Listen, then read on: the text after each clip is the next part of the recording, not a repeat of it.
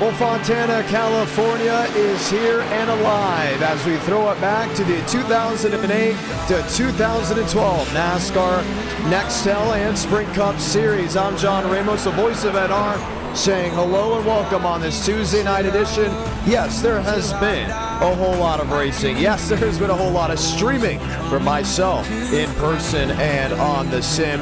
But there's just something about the car tomorrow that I think viewers, drivers, any listener back at home who grew up in the same era as me has a real falling in love with. The car looks like a shipping box when you look back, but the nostalgia that I've seen from this car worlds ahead of others.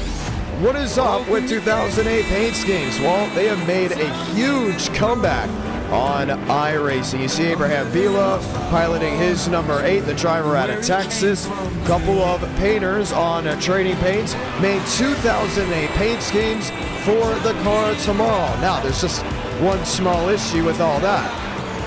These cars are based off of the 2011-2012 version of the car tomorrow, not the 2007 to middle, maybe even earlier than middle 2010 machine where they had the barbed nose, they had the wing, and then after a certain amount of races in 2010, they got rid of the wing and went back to the spoiler after the car created way too much lift.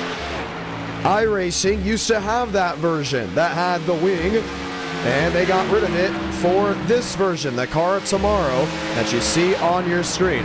No, there is no wing in iRacing. We don't know if it will ever return, but the paint schemes can very much be found alive, and here they are as they get ready to rock and roll. Want to say thank you to everyone hanging out with us on this Tuesday night. We know it has not been promoted or marketed. Last night we had the Area 500, and this Friday we have the World Grand Prix at Le Mans. You won't want to miss that night. It is going to be action-packed as Le Mans brings out the best. We're talking 50 drivers who will be running 215, that's miles per hour, down the Mulsanne Straight. It's going to be exciting. It's going to be a lot of fun. Now, some drivers have not pulled on the 2008 paint schemes, obviously with that not being able to fully control, but we did ask and request nicely for all the new 2008 schemes that are on iRacing to at least be used by select drivers, so you will see them well into the night. Let's talk with Douglas Newbigging there in 71 as he gets ready to go green. Doug, one of the big advocates for the car tomorrow and its return to NR Night in America. It used to be huge at one point, and we decided to, over time, pull it away. Newbigging, John Ramos, you got a copy? Yeah, I got you. Darn it. And the second we do that, you go sideways. COT. Unbelievable. I think that's my fault. You know what? That really is my fault. Hey, listen, big news. The COT is back. You're an advocate for it to come back. What's the big reasoning behind it? It's fun to drive, hard to drive. Definitely a lot more on the tires. Really loose. I don't think this setup's really that loose, but more, a lot more throttle control with this sort of stuff. So it's definitely something I personally like, a lot of throttle control. In my opinion, more skills involved. You're driving with your throttle more than you are the wheel. So yeah, it's a lot of horsepower. It's always better when things have horsepower and actually break loose when you slam the gas and don't just go like all the way around it. Right. I like the sound effect you did there. Thank you. Yeah, I've been working on that one for a while. So, big news, you have an e-ticket coming out this Friday. It'll be the 27th e-ticket event. You got multiple races tonight. You're a big advocate to bring league racing as well. You have the Area 500. Opinions on this entire week? I think it's been pretty good for the internet in America. I think it's going to be great. With the e-ticket Area 500, that was really cool. With that whole going on. What a great race, too. Not surprised. No caution. Those guys are all great over there. So, yeah, the e-ticket, that's going to be blast. Can't wait for that one. Definitely not the best at road courses, but I did do a week there, not too long ago with the next gens, and I was, okay at it. So, hopefully, I did pretty good on the e-ticket. I think it might be cool. Hopefully, you can go ahead and bring some things together. We know that there's a lot of racing going on, e-tickets coming out. Doug, we expect to see a whole lot of you in the near future, as well as we're less than a minute away from going green. Qualifying underway. We'll get into the schedule here in just a moment. That was Douglas Newbigging, as we'll drag him back to his chat 30 seconds, give or take, left, and we'll get ready to rock and roll. Let's continue to talk with drivers that have been advocating the COT. Riker Byram, last time we went to NR Night in America, you said, where's the COT? We haven't done the COT in forever. It's back. Why were you an advocate to bring it? It's fun.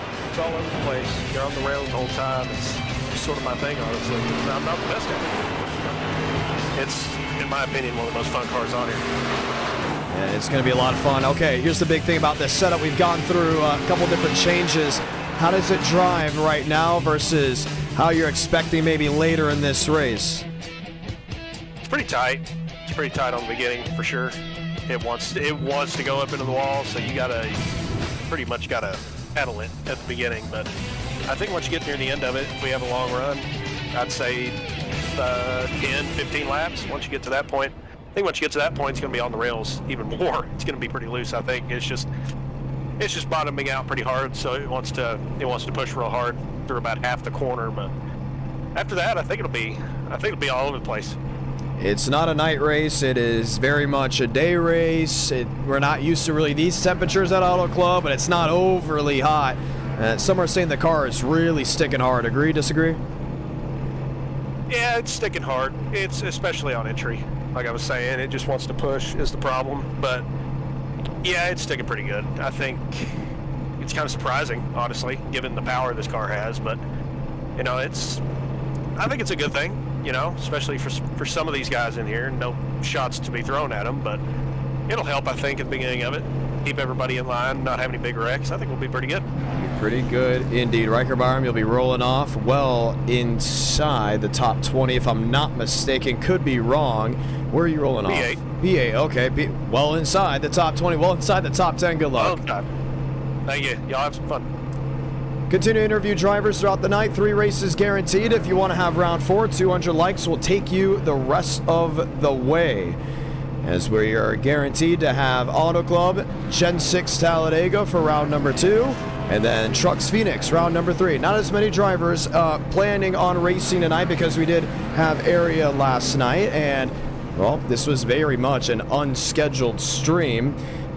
At the end of the day, everyone knows that e-ticket event. It's coming up just this Friday at 8 Eastern, 7 Central. Toyota Chevrolet, that's on the front row. Daniel Mosteller will lead us to green. Welcome to Fontana, California. Do I remind you of your daddy and his 88 Ford? Labrador hanging out the passenger door. Vila, Douglas Newbigging, and others are all lined up. Kevin Champagne has yet to grid. He'll be starting from pit road as we get ready to go green for 50 laps at Auto Club Speedway. I'm John Ramos, the voice of NR. It's been a wild couple of days. We had NR on Friday. I had a 7-hour TV broadcast on Saturday. Sunday, technically off, but did a lot of media, a lot of recording. And then Monday we had area. Tonight we have NR. Wednesday, Thursday, all preparation for the e-ticket event. That'll be happening this coming up Friday, the World Grand Prix. You're not going to want to miss it. We'll go green this time by as the drivers line their way off turn 2 down the backstretch. Toyota Chevrolet. The first time we did this car track combo, pack the bags to go all the way back to July of 2021. First time we saw the Champagnes go at it. Kevin Champagne and Justin Champagne. Well, tonight Kevin is in the field, not Justin. We still expect it to be one heck of a race.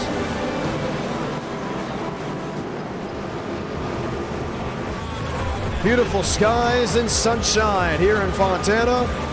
And our night in America broadcasted from the studio in Nashville, Tennessee, where it is quite the opposite, rainy and gloomy. To the race fans watching back at home that are in tornadic weather or in the ballpark of it, please stay safe. Sit back, relax, and enjoy because it's showtime as we light the fuse from Auto Club.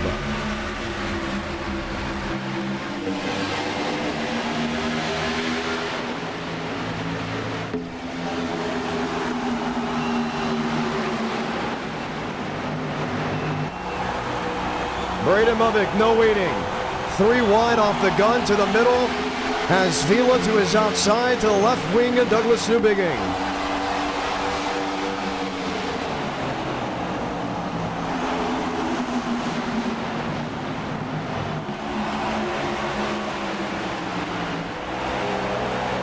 finds his way well into second. Daniel Mosteller, the race leader, he will lead lap 1. And the big thing we saw during testing earlier today, a lot of drivers said, with how much grip you have on entry, it's harder to race to the bottom. The outside lane will definitely come into effect a lot more than usual car tomorrow races. But right now, it is nothing but drivers all over each other from about 12th, 13th, and 14th. Max Steinmeier in the middle. William Schmidt powering through. Jerry Rodriguez. On the inside as Marcus Vanderleed in Dodge just ahead. Inside, outside shuffling. Mos Movic. New bigging, Hector Collazo. And a lot have been eyeing Hector Collazo. It's still a very big driver heading into the World Grand Prix. Not well known for his oval side of NR9 in America. Usually runs outside the top 20, but still every single test we have at Le Mans, he is blazing quick and has gone quick time every single time. Can he translate that to race pace? We're going to find out when it comes this Friday. But Hector Collazo, a huge favorite for the World Grand Prix.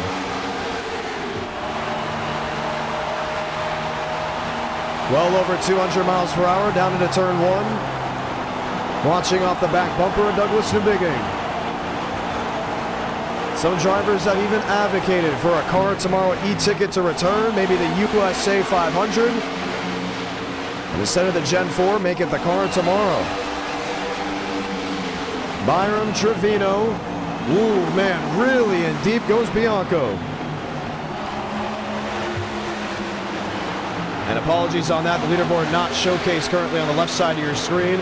It is there now, and this is what you see. 4 laps in out of the 50, soon to be 46 laps to go. Now it is. Movic 3/10 back, Douglas Newbigging make it 8 to nearly 9. Max Swearengin P10. He's got a bird's eye view of all the competitors ahead, but just can't make the runoff exit where he falls in line behind the Abraham Vila 1. It's very interesting because we used to do Car Tomorrow all the time in NR Night in America. Then we made it more of just a super speedway car. Then over time, drivers were saying, hey, bring it back, bring it back. Why? Hard to drive. You saw Bianco loose off turn 4. He got into the Max Swearengin 9, and all that time he once had goes right to the wayside. First time watching NR Night in America, we say hello, we say welcome, and hope you're enjoying this beautiful night of racing. Newbigging back, Byram and Collazo. Collazo 6, Trevino at 7, Max Swearengin P8, and then you got Abraham Vila at 9. Do not forget what we have going for us. In the coming days, the World Grand Prix will be on Friday.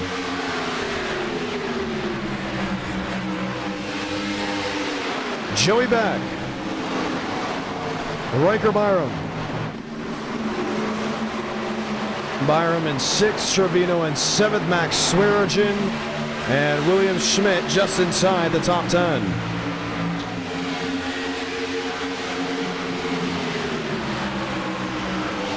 Vanderleed in 56, one spinning deep in the field. That being the number 24, up and out of the way.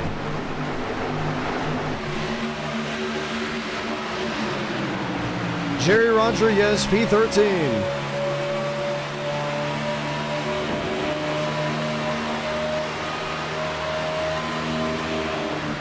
Catching up to 203 miles per hour until entry. Will Mosteller has had, I wouldn't say a sizable lead. He definitely has company within just about 2.5 tenths of him. But the lap for lap has shown that Movic is inching closer, little by little. Was a 3 back, what's it, 2.9, 2.9, 2.3. He's in the ballpark range, and something tells me he's going to strike soon. Newbigging, where was he? Well, an 8 back. Went to an 8.3, an 8.4, a 7.7 will be kind of in the middle of his lap 6 and lap 7 when he gets to the line.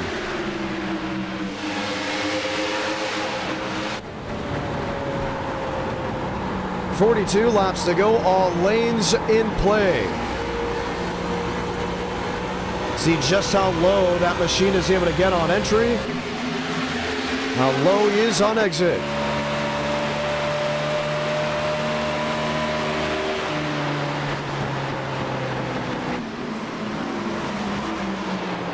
We have yet to see a fight for the lead since we dropped the green flag. Now Toyota and Chevrolet will duel off turn 4. Lovick 42, Mosteller 83.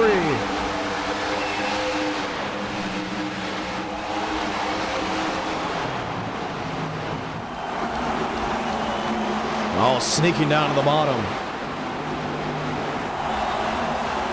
Joey Beck P4 able to close in on the new Bigging machine.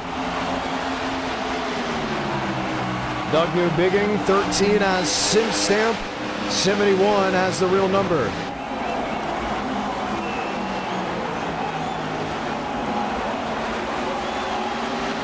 It's interesting because in testing it was all the outside lane. Only thing you could use was the outside. And now quickly, within about 3 or 4 hours, they must have found something new because the inside is the way to go.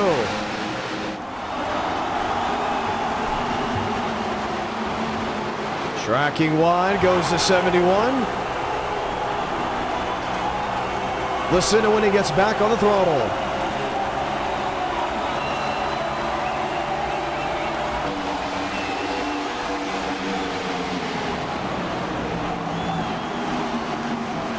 Swearengin has Collazo and Riker Byram dead ahead. 40 laps to go here from Auto Club. For the viewers that are just coming on in, we say hello, we say welcome. Don't forget, e-ticket event this Friday at 8 Eastern, 7 Central.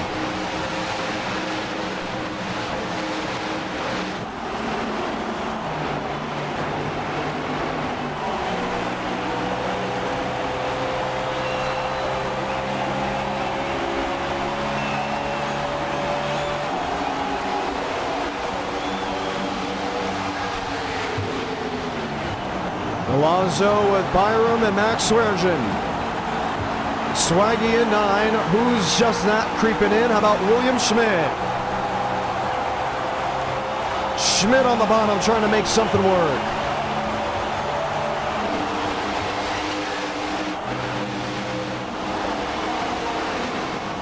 Sun setting from Auto Club Speedway. What a beautiful night of racing we have. For the ones looking for the super speedways, Talladega will be right after this, followed by Pheonix with the NASCAR Craftsman Truck Series. And we love seeing at 2008 paint schemes being put on full display.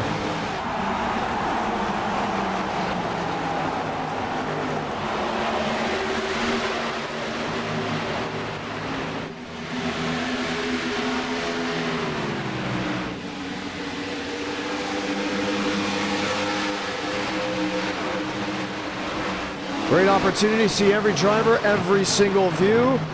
Now we went caution free in that area 500 just last night. Something's telling me that it could be close or borderline to almost the same deal with what we've seen, at least in the active racing up front. Swearengin underneath Collazo.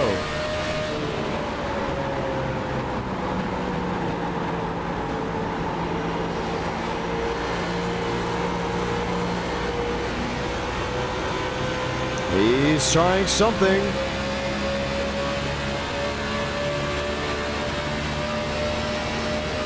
The question is, can he get there? Alonso still to the outside. William Schmidt trying to hunt down, and Joey Beck has lost serious speed to the center of the corner. How ill-handling that 88 has become. Lost the entire rear end. Here's the battle for the lead.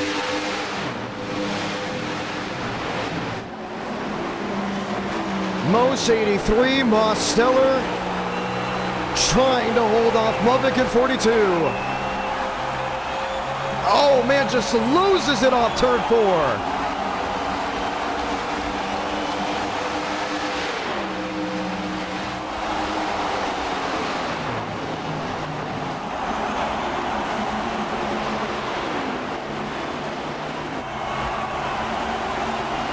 Tracking. doing what he can. New Bigging P3, a scrum of Swearge and Collazo and Beck has William Schmidt watching on. Braden Movick, new race leader.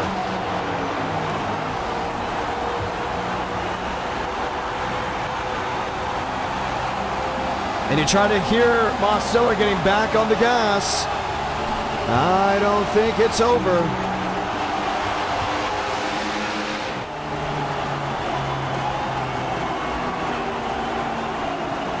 Underneath. Does it work this time?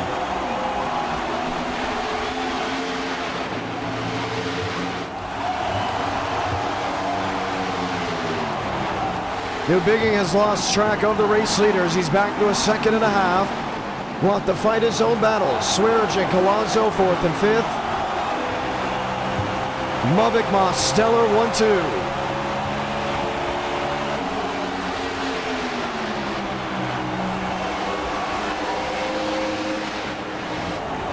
You want to know what the lap time fall off is? Fastest lap of this race by the race leader, a 46.91. They're running a 42.181. Nearly 2 seconds of a full fall off. Just over the 15-lap race period of this race. The racing has been really good. Look at Max having to deal with Collazo. Collazo having to deal with William Schmidt. Double drivers already out of the race. Carter Kingsley, Noah Todd, Switzer, Bianco.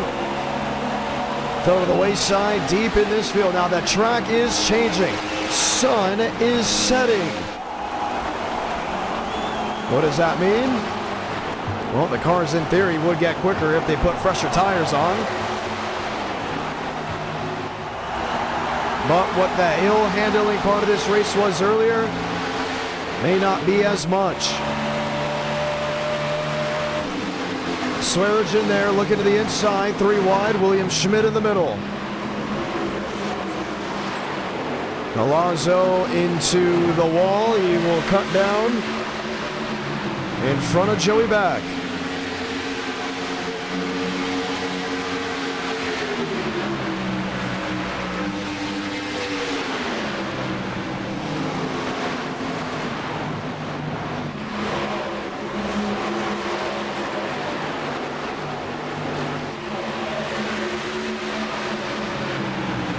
And Schmidt trying to get to that quarter panel, was not able to do it. Swearge in under New Bigging.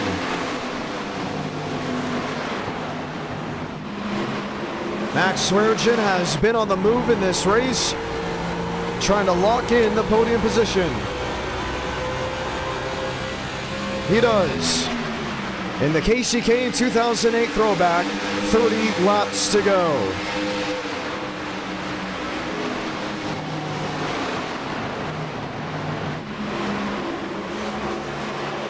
And New Bigging will try again way to the outside. Abraham Vila trying to sneak in. Toe-to-toe to turn 3.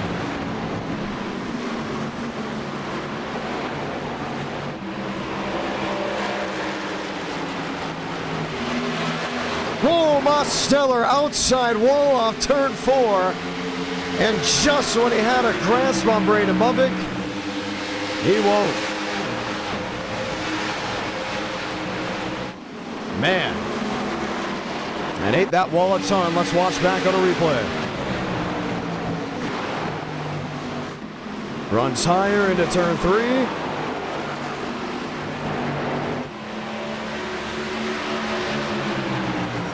And he's already losing that rear end, plowing up. And scuffs up the right side of his car. 4/10 back now as he works his way through turn 4. Once again, Max Swearge and Abraham Vila. That's the new battle for 3rd. Vila looking to the bottom, looking to the outside.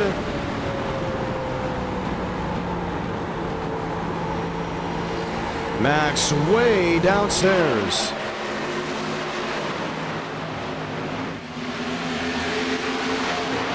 Toe-to-toe.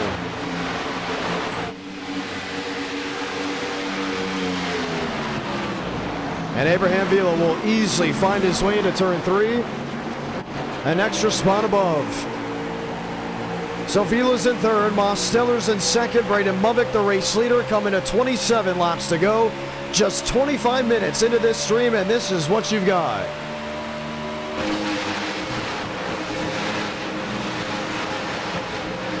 William Schmidt really has not moved. At one point, he was closing in on the race leaders. He has now lost time to the race leaders. He's 3 seconds back in 7th. Remember Joey Beck and how his car went away before really anyone else inside the top 10. He has found a standstill in 8th as Byron and Max Steinmeier hold on inside the top 10. Multiple drivers already 1 lap down. Chad Thurquist, Josh Kenyon. They have come to pit road early. Same with Marcus Vanderlee.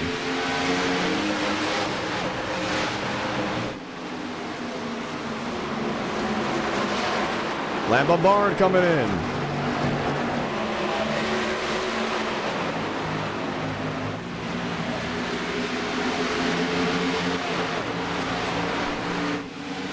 Max Swearengin loose off turn 2.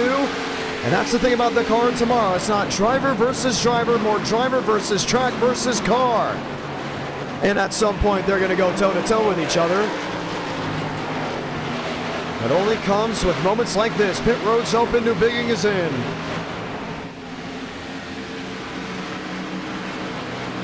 And well over 30 drivers still running on the speedway. But coming in for those green flag stops, it's going to be crucial.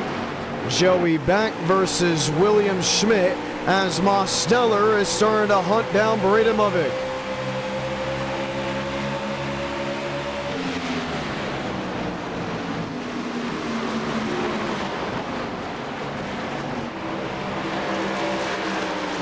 Do they both come in this time? I'd say not. You just can't power off. Remember when they were hitting 203? Let's go look at the inputs when they get to turn 1.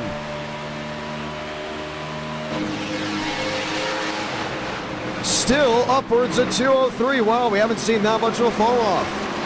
It's in the middle of the corner where there's the issue. They got down to 146 miles per hour. Oh, Abraham Vila, he's got something working. Look at that, 4/10 back, was just over a second back a couple laps ago. He's going to be forced to long pit here.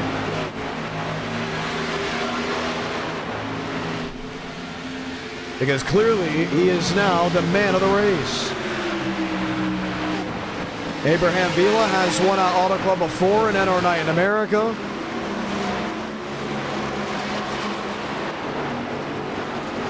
Just about, should we say 2 years ago, if I'm not mistaken, the first Auto Club race of 2023. Inside a Mosteller, fight for position.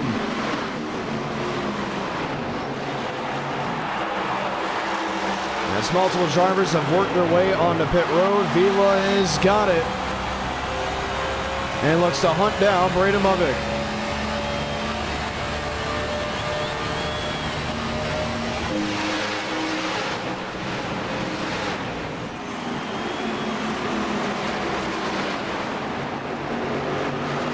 In the fray, 3 wide. Oh, he has to shut the door.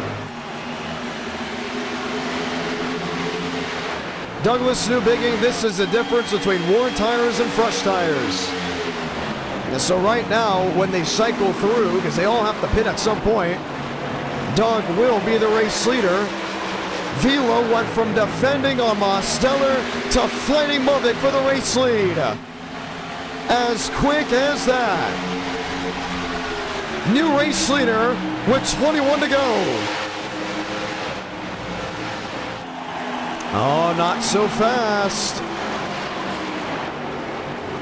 Because that 42 will not let him go. Movick on the outside, takes it right back. But Abraham Vila is a lot better on this end of the speedway. Mosteller, lane 2, maybe even lane 3. Crossing way up the speedway. Velo wants another go at it.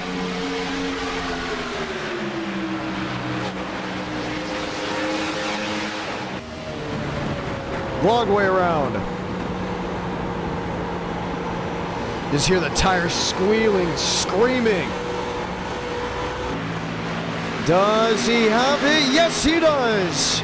Abraham Vila, top of the board.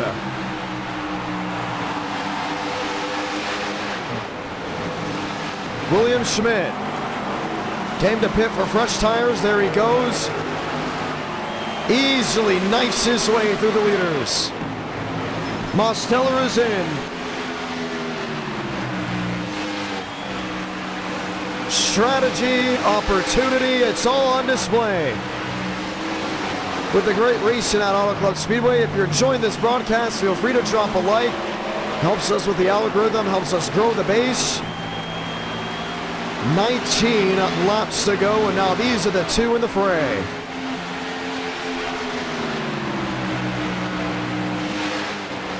Movic in the wall. And didn't hit the bumps right.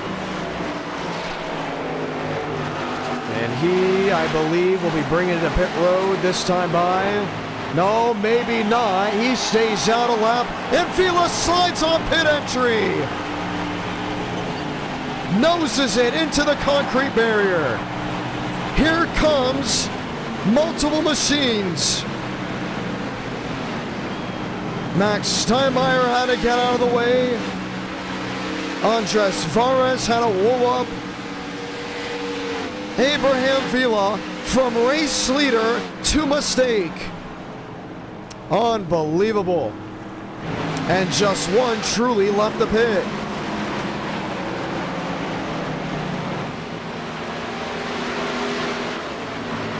That will be Braden Movic. Movic is in. Trying not to recreate the same mistake he just saw. He's on pit road.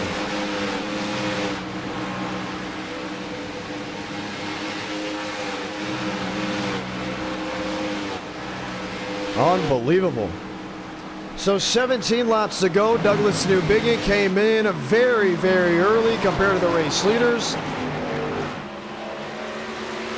He will come back around off turn 4 to be the race leader. Where does Vila cycle out? Try 12th.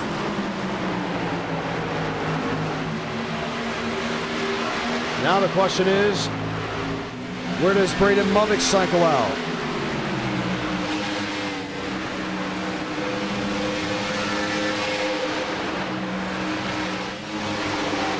Seventh, and could fall back an extra spot. Behind Daniel Mosteller. Mosteller, projected race leader when the tires fade through. And the battle forecast will be Mosteller versus Movic. And now that's warranting if we don't get a yellow. That's if Newbiggin's strategy really does hold up. But with 16 laps to go, you expect Braden Movic not to make up the full 10 seconds with fresh tires? I'm not sure about that one. Remember, it's about 2-second fall off within 15 laps. Solve for X. That 42 is going to be on his horse. Finds his way around Chad Thurnquist. Thurnquist in 19 fades back. Hector Collazo in 47. What a race he has had.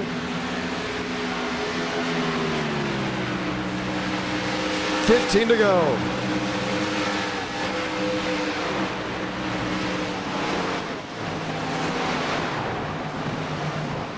Cody Meadows out of the way.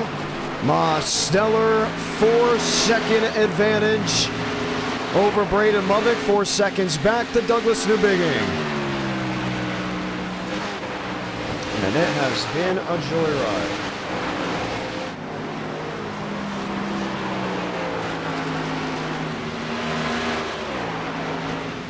Schmidt P2, Newbigging race leader.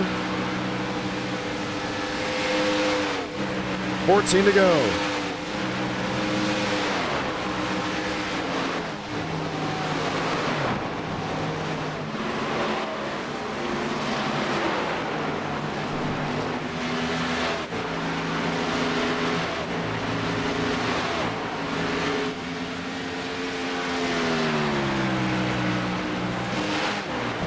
Schmidt is actually, I was going to say he was losing time, very much gaining time in the center of the corner. But he's not off from when Mosteller pit. I mean, this is a 9-lap stint for Schmidt versus Mosteller's 5. I would say in the car tomorrow, that does make a pretty fair difference.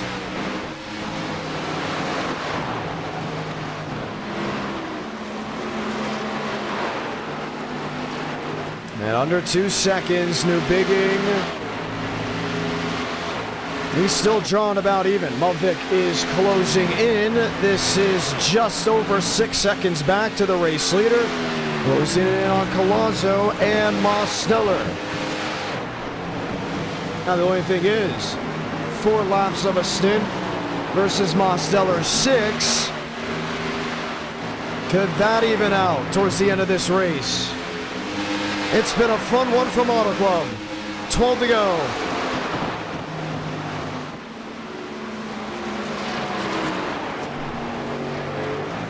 Inside lane, really out of the throttle. Douglas Newbigging.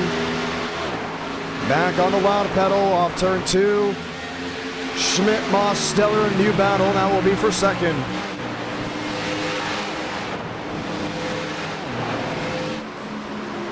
He's got to catch him correctly.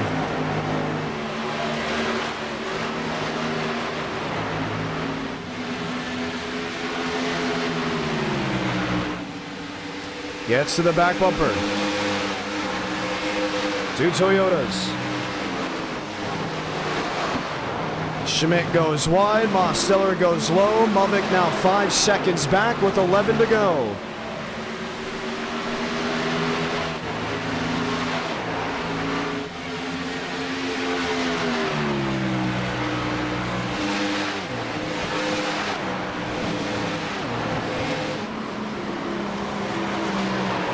Making that bottom work.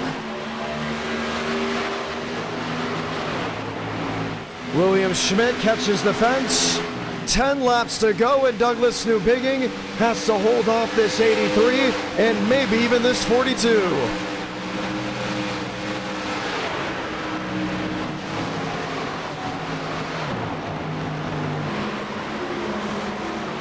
What to do, what to do.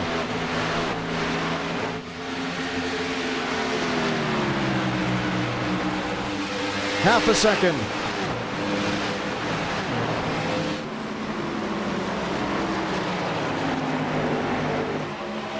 All the way down to the inside. Newbigging, the Lucky Duck 71. Holds rein with 9 to go, but there's just one issue. Mose is there.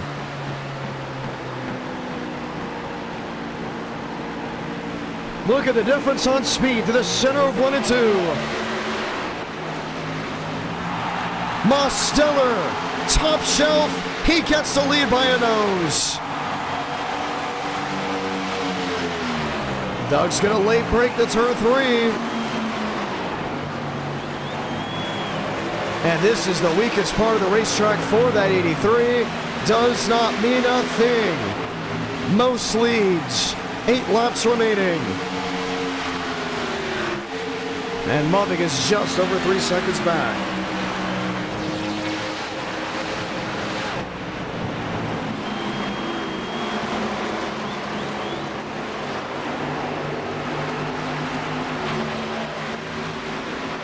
Flying the race car inside lane.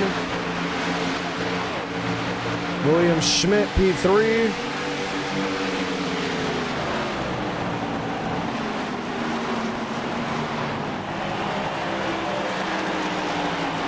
Nearly 7/10 back. He's fading. We'll have to fight William Schmidt. 7 to go. That 42 is under 3 seconds back, and 7 to go here is not like 7 to go at Bristol. He's got third and fourth just dead ahead of him. Needs a wiggle. Needs a mistake.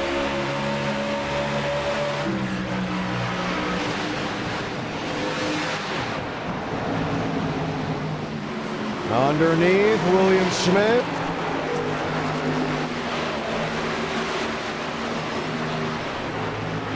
Trying to get underneath Hector Collazo, wasn't able to. And the leaders are right there. I mean, he is in this bubble. Do not count him out. That's 6 laps to work with. Now he's got to slice through. Collazo pushing wide.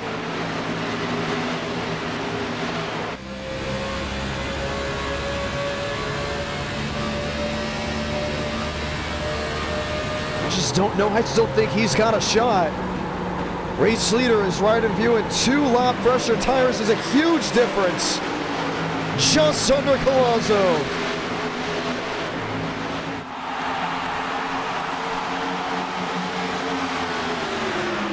And he's got Douglas Newbigging just in front of him. Gets 1. Should get 2 through 1 and 2. Braden Movick to the catbird position in California. But Collazo fighting back. And the more he has to fight that 47, the better off that 83 will be.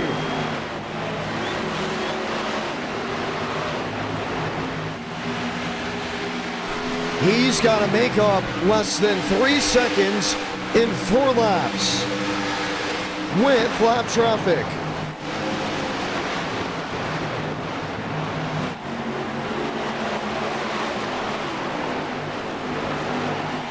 You expect LeBombard to go ahead and jump out of the way. He does.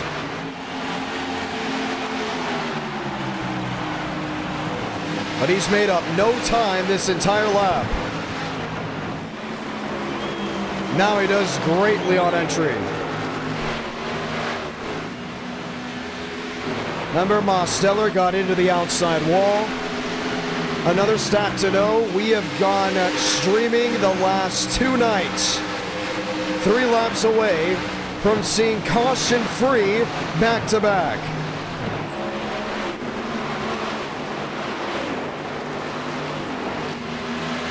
Loses time, Hector Collazo is there. Abraham Vila, remember his incident, he can rally to 6.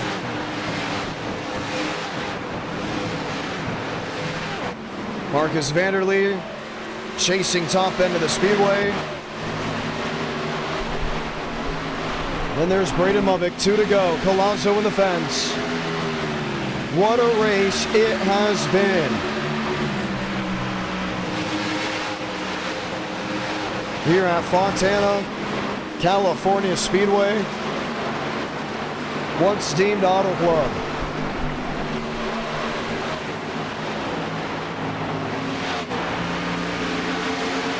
Exciting racing.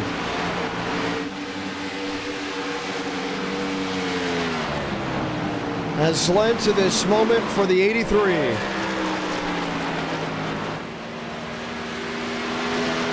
Will come off turn 4 to see the white flag. Santa Blanca, 1 to go from California.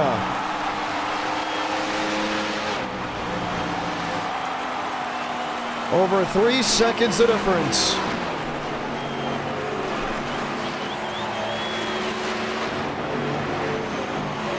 Collazo to 3rd, Newbigging back to 4th, Schmidt back in 5th. We're not able to hunt down Toyota. Final time through 3 and 4. He led early in the race. He lost it to Vila. He lost it to Movick. He even got to the outside wall off turn 4. But with this being a caution-free race, the strategy will send Mosteller, California dreaming. Most wins on Auto Club.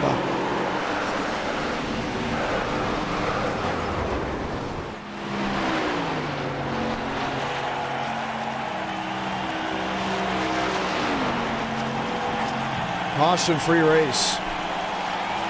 Gotta love them. And they honestly prove a huge point on what this is. Enter Night in America, fueling victories all year long. Most able to net game when it mattered the most. And he will see victory lane. Don't go anywhere at Talladega just after this.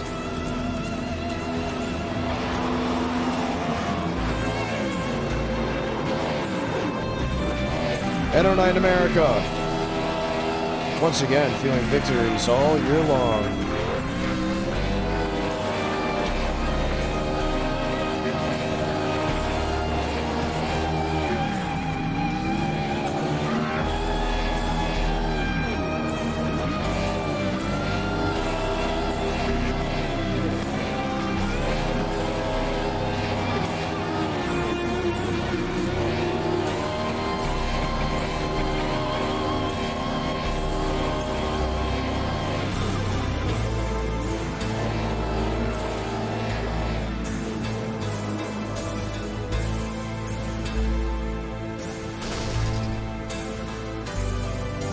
Fun night of racing, already off to a great start. Let's go ahead and talk with your race winner.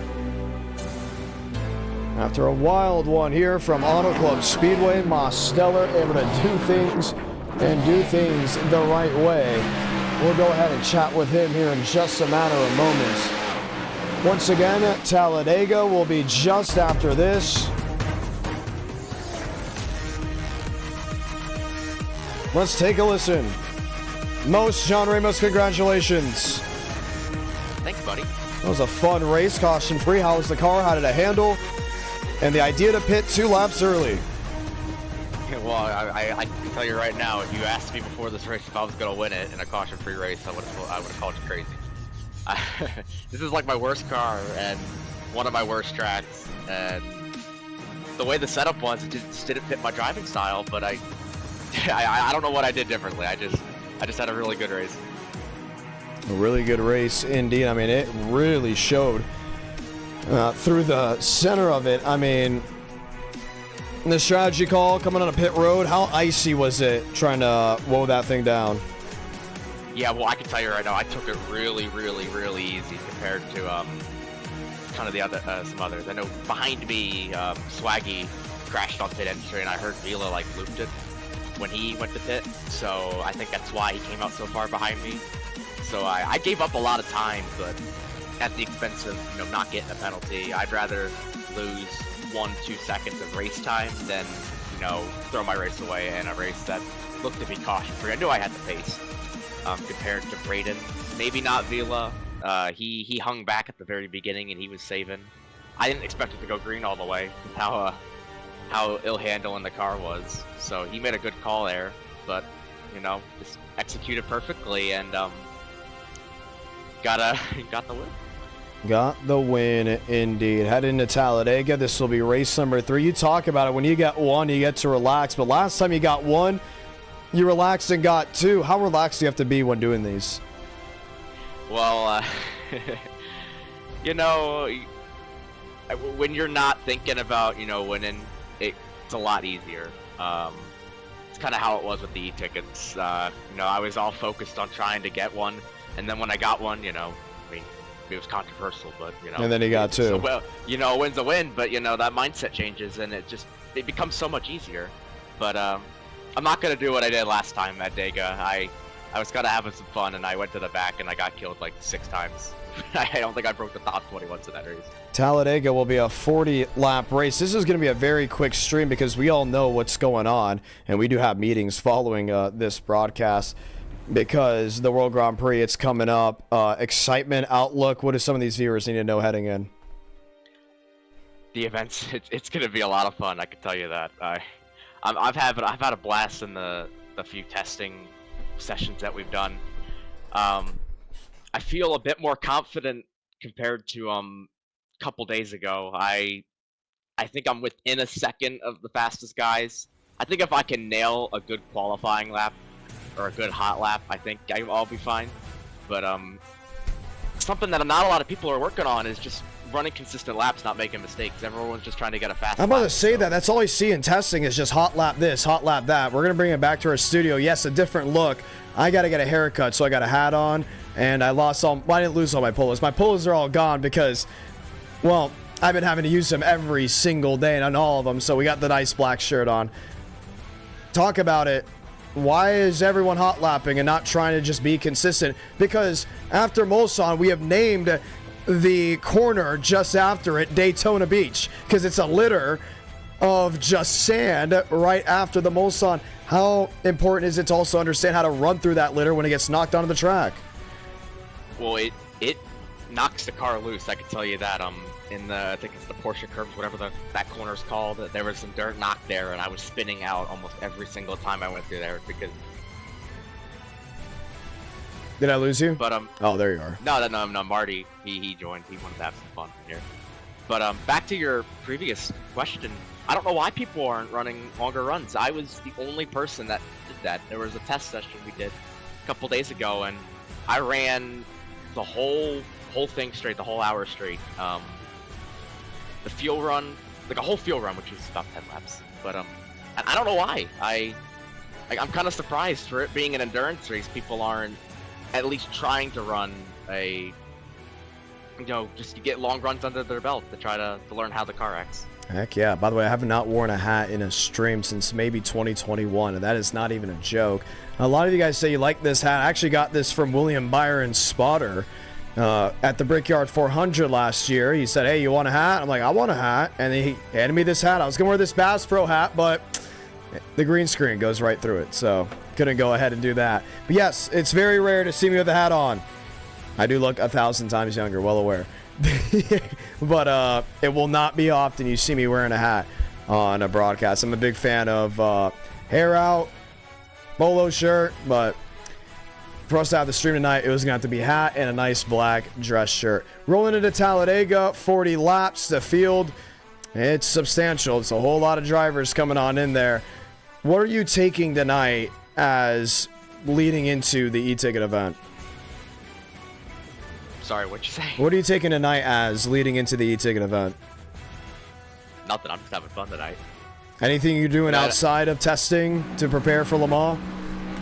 No, I'm just, if you put a session up, I'll do it, but I'm not doing anything individually. I'm just going into it. I feel like, for me, I do a lot better when I just kind of, when I don't practice, I do better. I'm better when I cold turkey it and I just throw myself into the situation. I do a lot better. Because I accidentally overthink and myself like pushing way past my limits. Well, we'll say this. We're ready to rock and roll here in just a matter of moments. Well, we didn't have a overly big bump day for Auto Club. We're going to have bump day here for Talladega. No doubt about it. And if you guys are enjoying this broadcast, let the drivers know. Tell them, hey, come in, drop a like on the stream. Let's get a race number 4 on this beautiful evening. Moss Stellar, good luck from here on out. Thank you.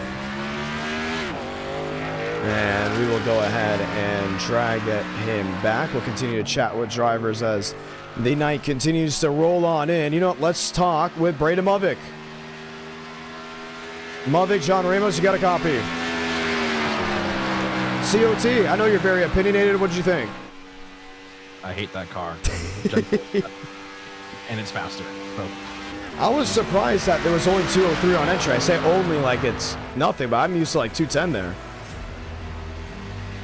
Yeah. At least 207. Yep. Okay, hey, guess what?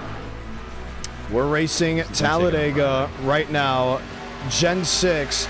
We sat down with some people. They said this is the greatest car for super speedways.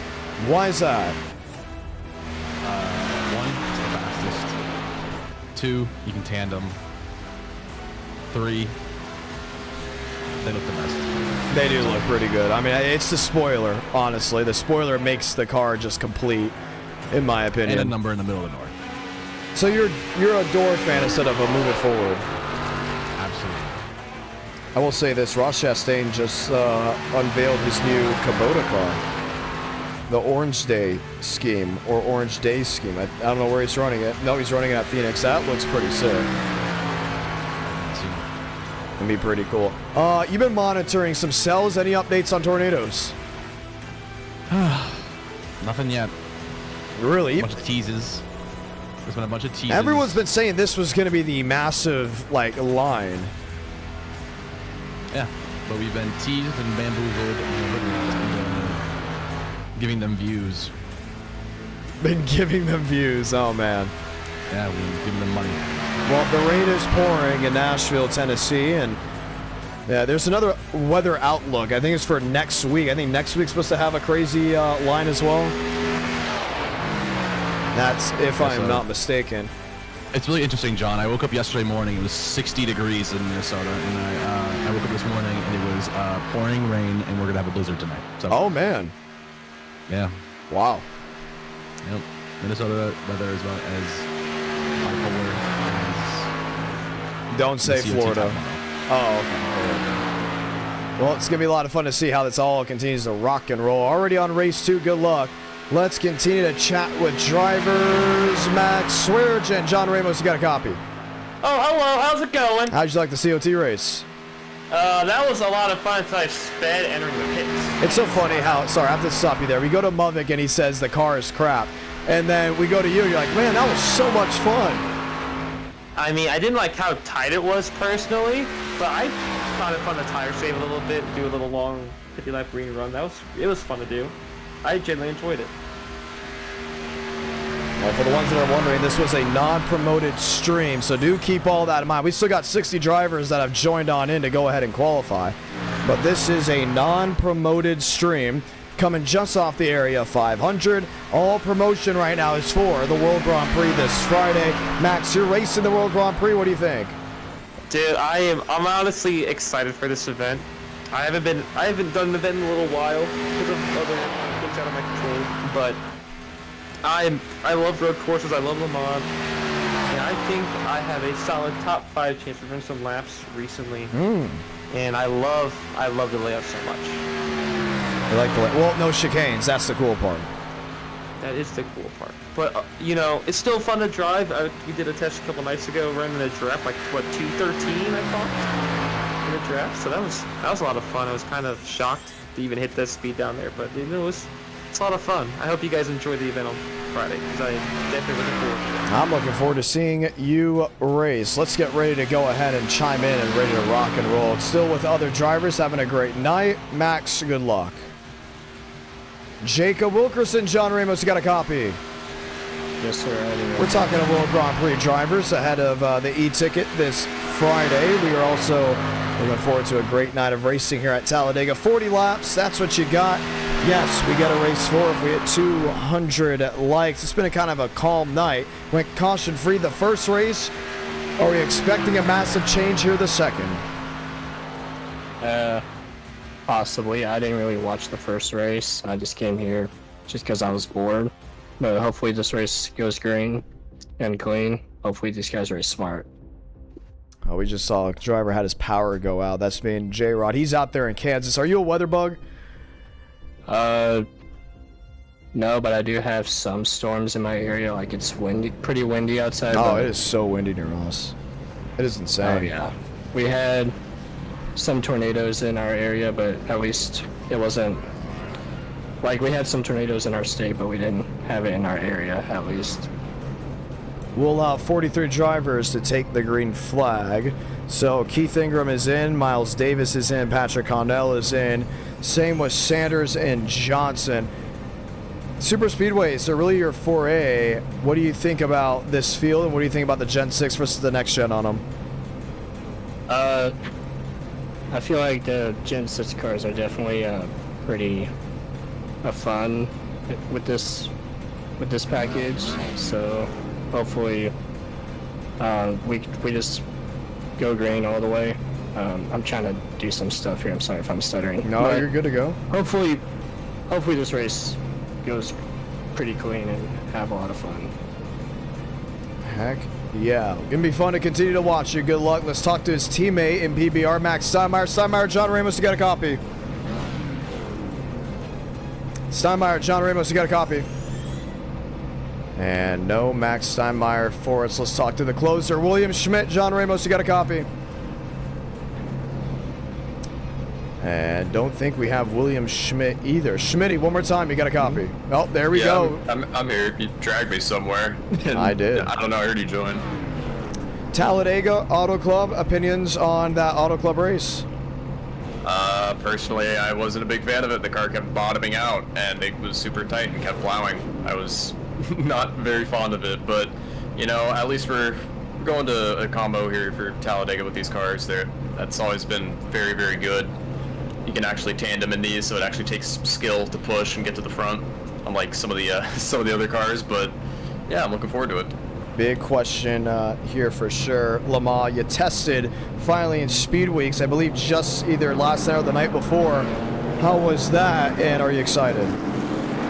Yeah, those were my first ever laps at Le Mans, and I think the session that you put up, I think I might have been like 7 or 8 seconds off, but you know, it's a fun track. It's going to take up a little while for me to be able to learn and get all the turns down, but you know, it's a fun track. I'm definitely going into this event knowing that I'm not going to win. You know, I'm just here for the experience. Oh, you said that also for Homestead. Well, yeah, that's true. I couldn't anticipate there to be a 30 to go yellow that played perfectly into my pit strategy, but hey, you never know. You know, I'm not going in anticipating a win, let's say that. So just going in, having some fun, repping the ReZero car again. Hopefully we get a little bit of redemption after blowing our motor. So yeah, hopefully it all ends up good. Hopefully it does. Good luck out there. Yep, thank you. Drivers lined up, getting ready to go green here at Talladega. Just talked with William Schmidt.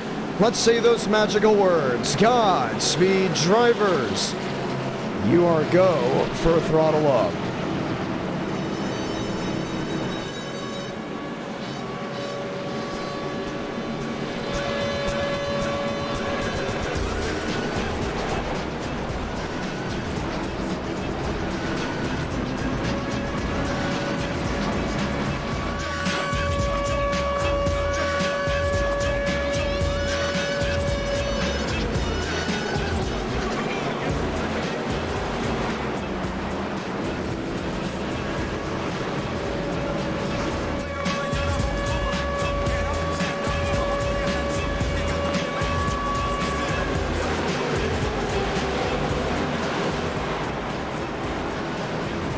Two by two, they roll their way through the restart zone to start this race. Armstrong, Mosteller, 40-lap feature from Talladega. Let's light the fuse.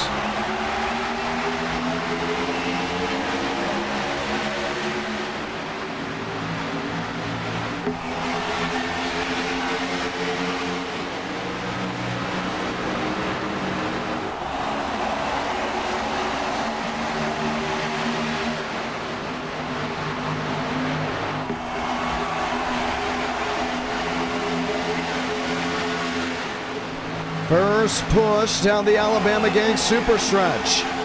Armstrong, Mosteller, both lanes still intact. Joe, company at hand, that's Joey Beck.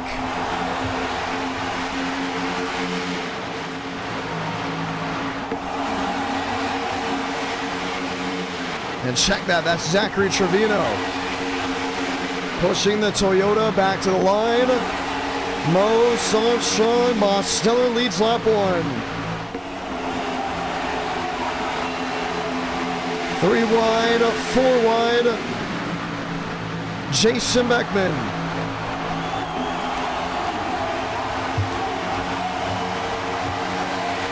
Continuing to drop back.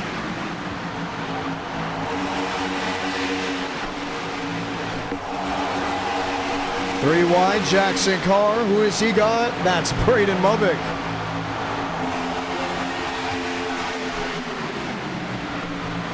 Movick up top with Carr and also with Jaden Reyna. Oh man, Chase Carl really jumping to the outside. And Mosteller tries to block the 42. Movick leads.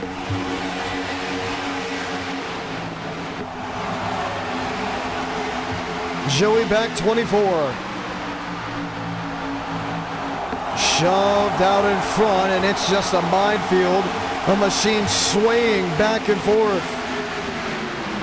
3 wide, 4 wide. What do you have?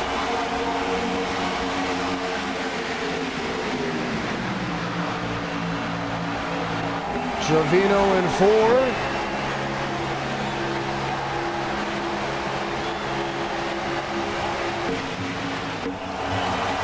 Trying to make something work. Both groups now all together. Chase Call, the race leader. He gets it in his Ford. 37 laps to go from Talladega. Shamela and Schmidt, 4th and 5th. Rodriguez, McLaughlin, Walker and Byes.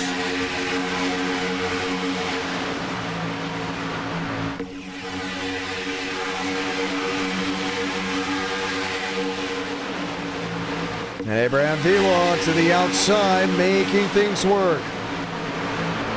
Hayden Walker a switch with the rear.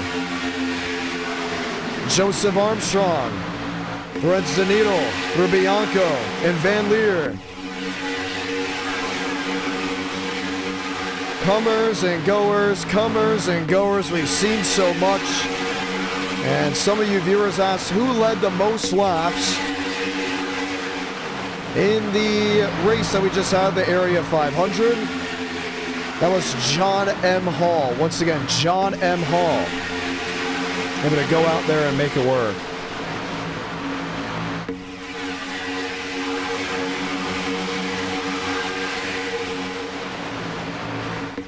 Schmidt P2, he's got a minefield just to his outside.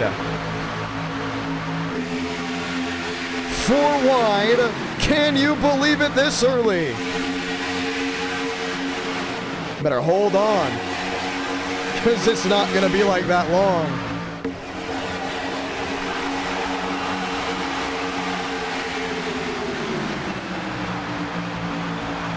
Mosteller and Movick connect together. Oh, Walker, he goes around.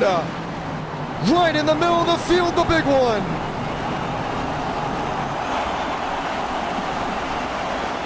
Multiple drivers involved. Abraham Vila. Josh Kenyon got a piece of it. Keith Ingram. You knew it was coming with how they were racing.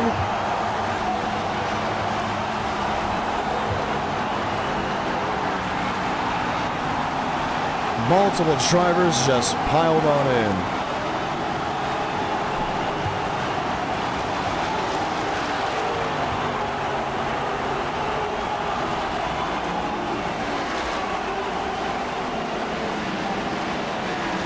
Man, oh man, oh man. Watch back, full view. Deeper in the field. This is Ingram and 40. They still got in it by dunking down to the grass. It happened so quick, you saw it happen. Just at the front of this field. Watch here. This is from the drone shot. Movick loose, gets into Walker. Walker down into Crawl. With a push by the 87, and it was just lights out.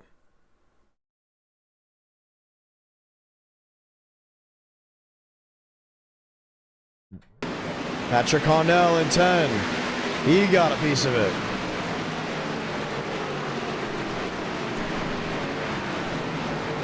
Pit road's going to be a busy one as they all come on in. Let's chat with some drivers. 20? Yes, 20. 20, I would say about 20 cars are involved in that EF5 generated in turns 1 and 2. Movick, what did you see? I saw my teammate up my ass pushing me. We had about a solid 9-10 miles an hour on the entire pack. You know, when that happened to me literally 3 laps earlier, I held my line. and didn't work because it was like 30. But some genius decided to block in the middle of the corner when I had a 10-mile-an-hour run with someone pushing me. I tried lifting. It wasn't enough, of course. It's all avoided if we screw our brains on to our spines. Well, it was a very fun run with how you were going. Yeah, it was. It was fun. And then I got murdered.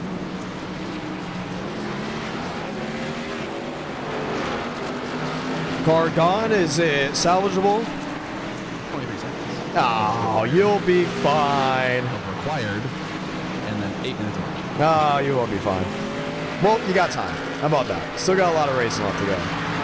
That is Braden Movick. We'll chat with his teammate, Mr. Pusher, and Daniel Mosteller. I'm going to have fun with this one because you two have started the big bad wolf of Rex. What? You and Movick starting that big bad wolf of a wreck. I did not do anything. He just threw you under the bus. What did I do? I did absolutely He said nothing. you pushed him so hard, 10 miles per hour more than the rest of the field. I find it very comedic that it was you two that did it. I did absolutely nothing. He had the choice of looking for the big block, and he just drove through it. He did have that choice, by the way. We watched back. Scott Kazan calls for an L5 of Braden Mervick. Not going to happen because of how the racing was done. The drivers all set the tone of how they're going to race. But Mosteller, I think you were very salvageable. What do you think? Yeah, I got away with that. I thought I was going to be done. Got a little bit of right side when I got to the wall, and then Walker got spun up the track and thought we made a left here, but all my damage is fixed. All right, we're getting ready to go racing here in a moment. Lined up, they're going to go 2 by 2. What do you expect from here on out? Chaos. Racing's a lot of fun. I'm having a lot of fun. Hopefully we can keep it up without the crashing part. Without the crashing part. Heck, yeah, I'd say I agree. One caution in just about 2 streams. I don't think that's too bad. I agree, man. I agree. It'll be fun. Good luck. Thanks. And that is Daniel Mosteller. Okay, get to catch your breath here for just a matter of moments as we'll get ready to go back green flag racing. Yes, my voice is a little hoarse and a lot of talking recently for myself, but hey, at the end of the day, all good and fun. Let's get ready to go green. 2 by 2 down the back stretch, the 1 to go.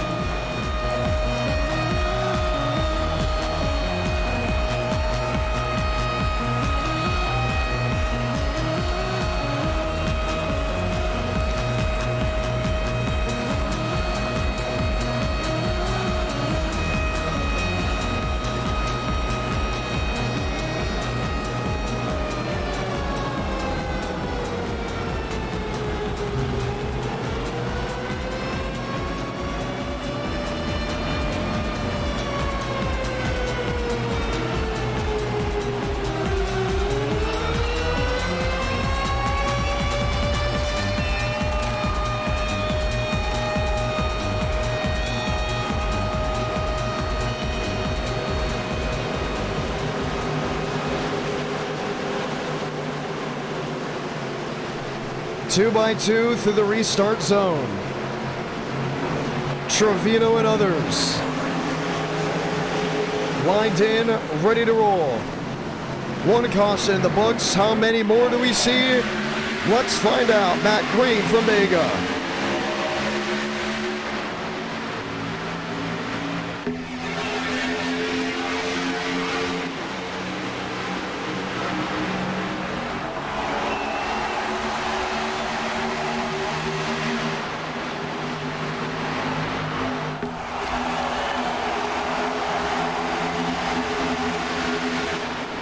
Crawl on the outside with Trevino, with Bianco. Jackson Buys back there in the 5th position.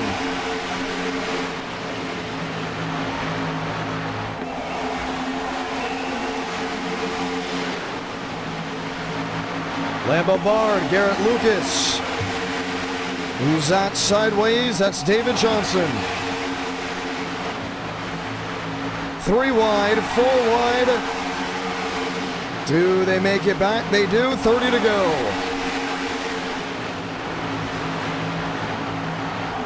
Whoa, trouble. And a slam to the outside wall. That may have been Lane Sanders. Garrett Lucas, heavy damage. Max Swearengin as well.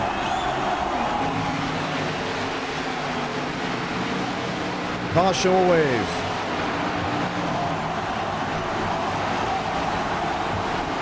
A lot of damage there on Johnson.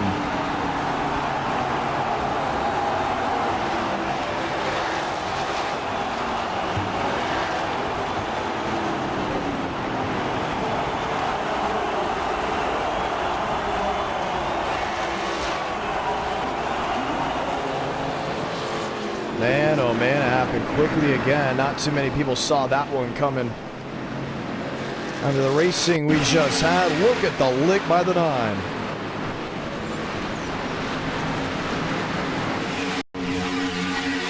Inside, outside, shuffling about. There's Lane Sanders in 01. I believe he actually did make it through the pileup.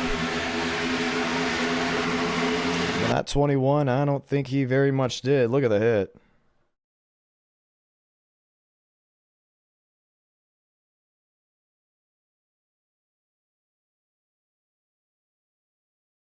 And the hood on David Johnson goes right up.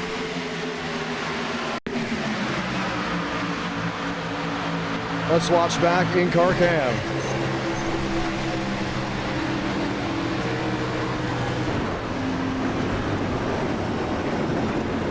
Might be able to just see through the little slit in the middle.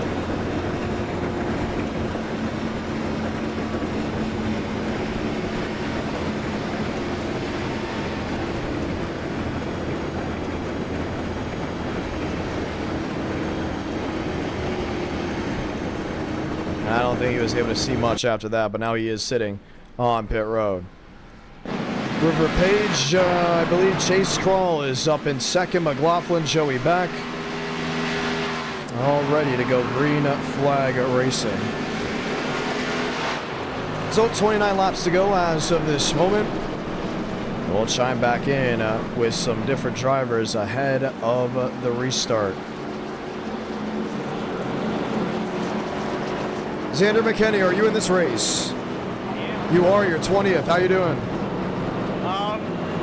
Almost got caught up in that first big one. Just been riding it out. So, hoping to ride the bull. Hoping to ride the bull. Chevy, Ford, Toyota, Ford.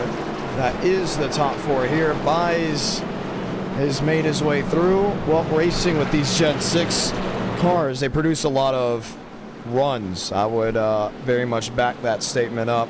The runs have been very high. How are you going to play this race? Mainly just try and find the best line that switch it. Hopefully try and make my way up as the runs produce and just find friends. We get the 1 to go this time by. How chaotic do you think this is going to get? I mean, we're only on lap 13 and we've already had 2 pretty big wrecks. I think we won't have like 10 cars left. Wow. They've set the tone of excitement. Is there any drivers looking to just drop back? I don't think so. Don't think so Everybody's at all. been pushing too hard. Well, a lot of guys did miss race 1, and they were very excited to get here to race 2. But this is a combo that people have asked for a while. And it's a pretty fun combo, I can't lie. And they will delay the green. A lot of drivers still very much trying to get back with the main group. So we'll get the 1 to go next time by. Been a whole lot of wrecking, at least for the back half. We'll continue to monitor things as they go on.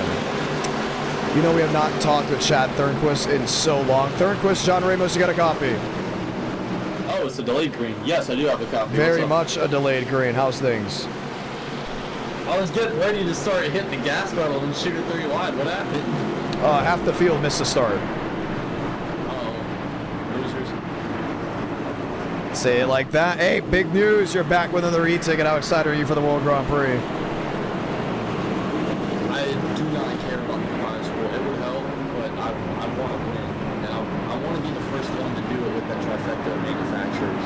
I'm starting to get greedy. Yeah, that's right. I mean, you've won with Chevy, you've won with Ford, and now you just need Toyota. You're the last, you could be the first 3-time e-ticket winner and the first time to win with 3 different manufacturers. That would be a big milestone to achieve. In theory, I'm going to stop you there. In theory, you could get 5.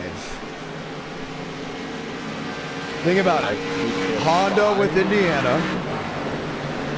Dodge with the next Gen 4 e-ticket.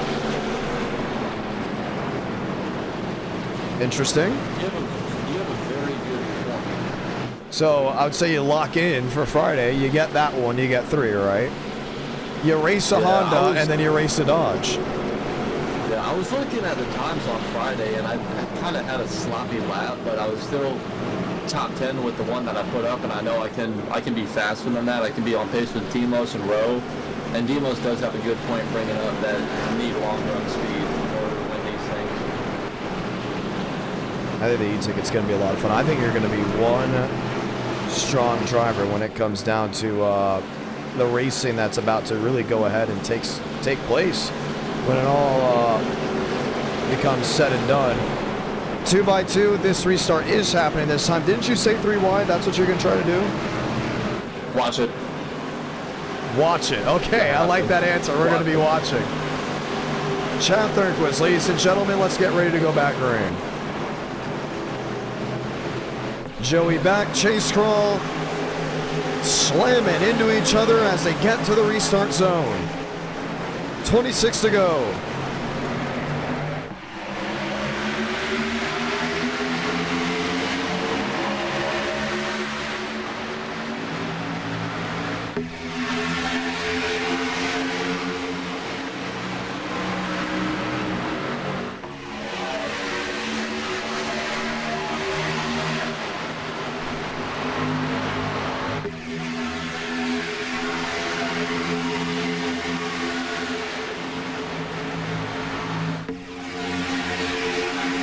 New drivers front of the field. Shamela's back and a newcomer. And Kai Rafides. Kai Rafides. Man, what a cool name.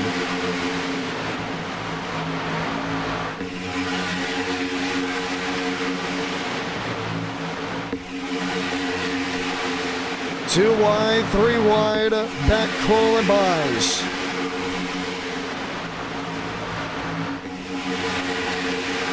And Joe is quickly navigating the outside lane. Help from Jackson Carr.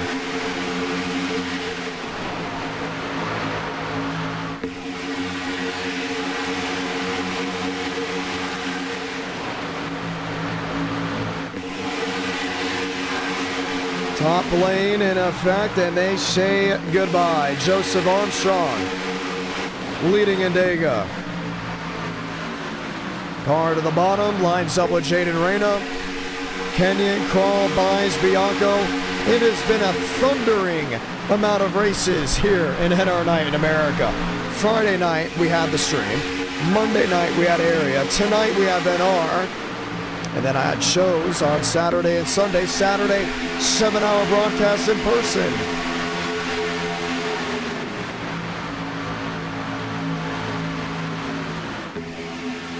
And you saw it there, 4 wide off turn 2. Yeah, they're just not giving up. They're just not giving in. The worry is what happens when one car gets sideways in front of the pack.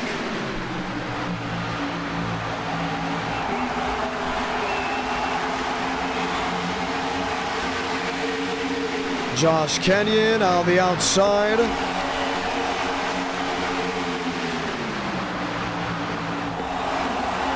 Trying to make it work.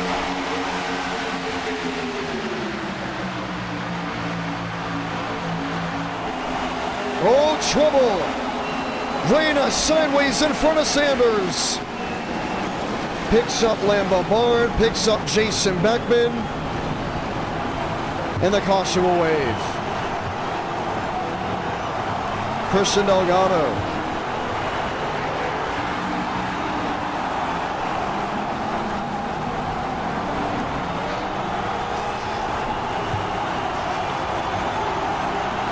And the third caution is out to thin this herd out even more.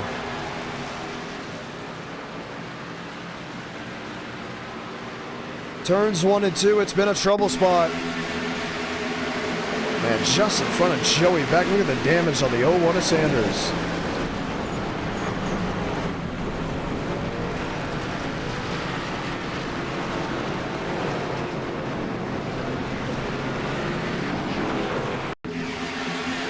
And I mean, it quickly happened.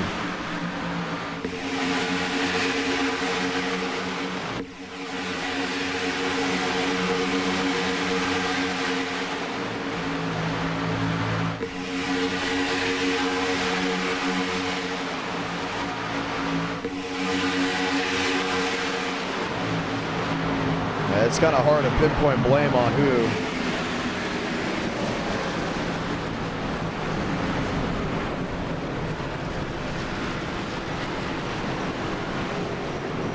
Jaden Reyna and his Dogecoin 69, it looks to be shot.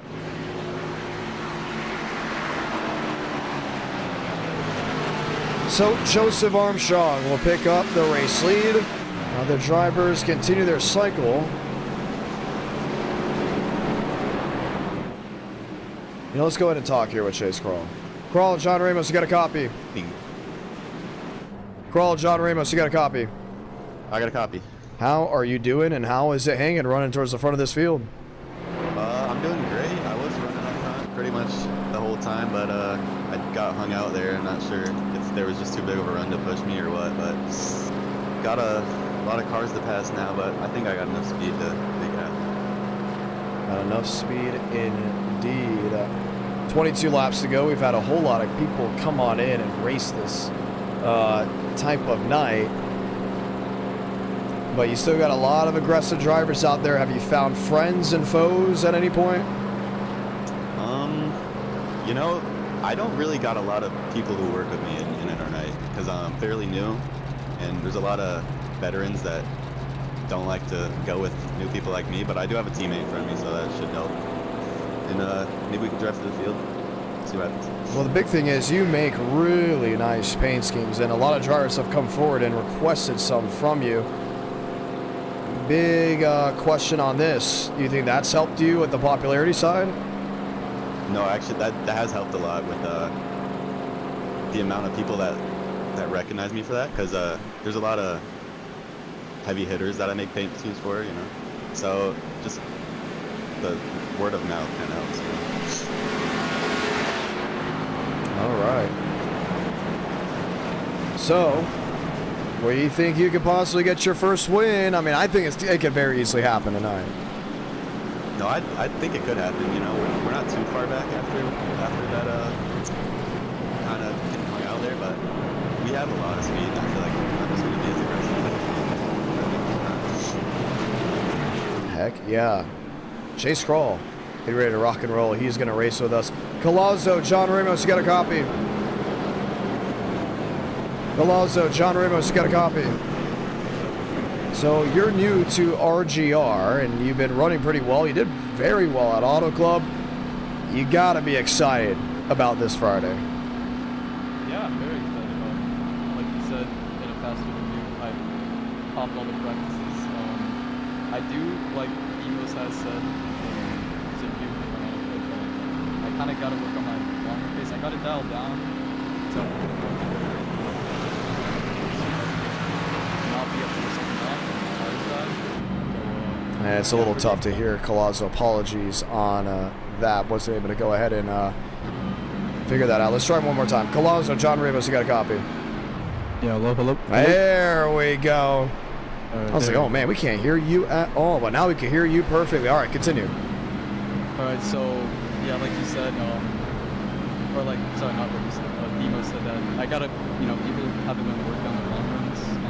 That's what I've been doing, and I haven't really been working on my long runs. But I think I've got it dialed enough where I think I can be semi-competitive on those long runs. Put my tires in 2 seconds. yeah, that's probably one benefit I got qualifying. I think if I can dial that down to maybe like where I set in the last week practice, maybe be competitive or I would get wrecked on the Wilson straight, which probably will happen. Majority of the grid. I think we've lost him again just in those final moments. Colazzo, we're getting ready for a restart. Good luck there.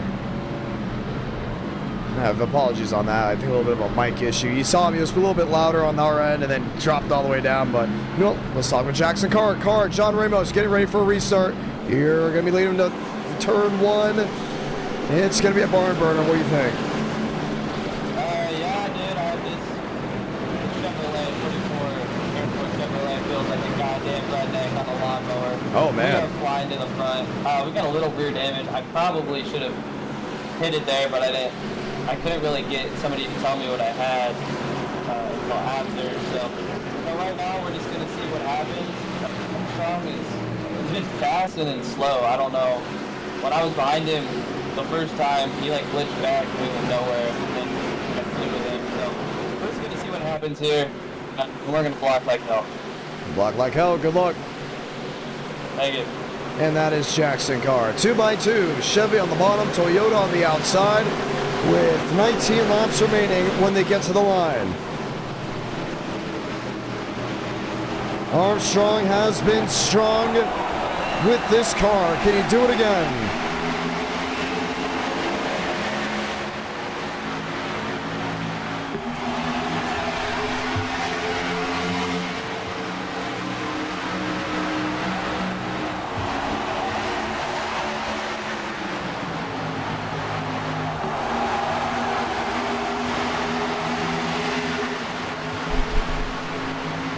Oh, he got a tag. Was by Adam Walker. And here comes Joey back. We'll line it with 22. Meadows, Kenyon. Kenyon 27 on the bottom.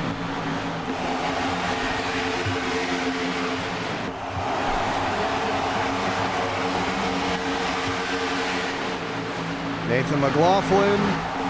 Lamb Bombard, Colazzo, even there with Ranker Byram. 18 laps remaining.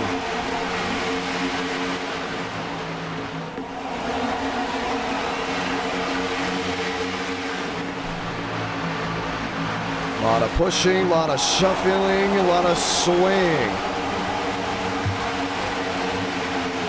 Most of these drivers, most of these teams, look at Chase Kroll go right through the middle. Trouble, spin, Movic turning the 33. And he'll bring the caution out once more.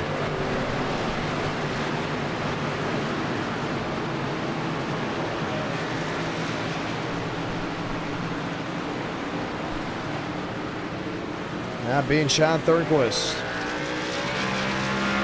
Happened oh so quickly. Let's watch back. Thornquist in the middle.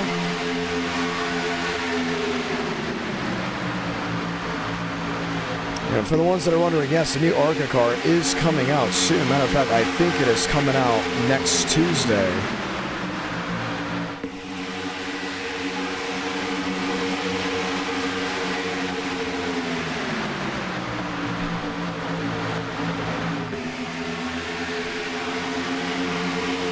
Oh, man.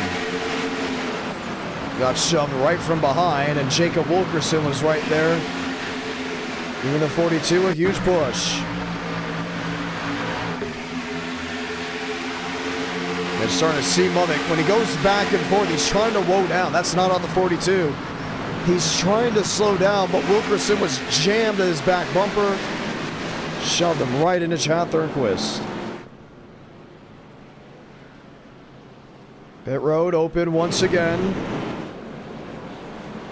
And we get to hear from Braden Movic.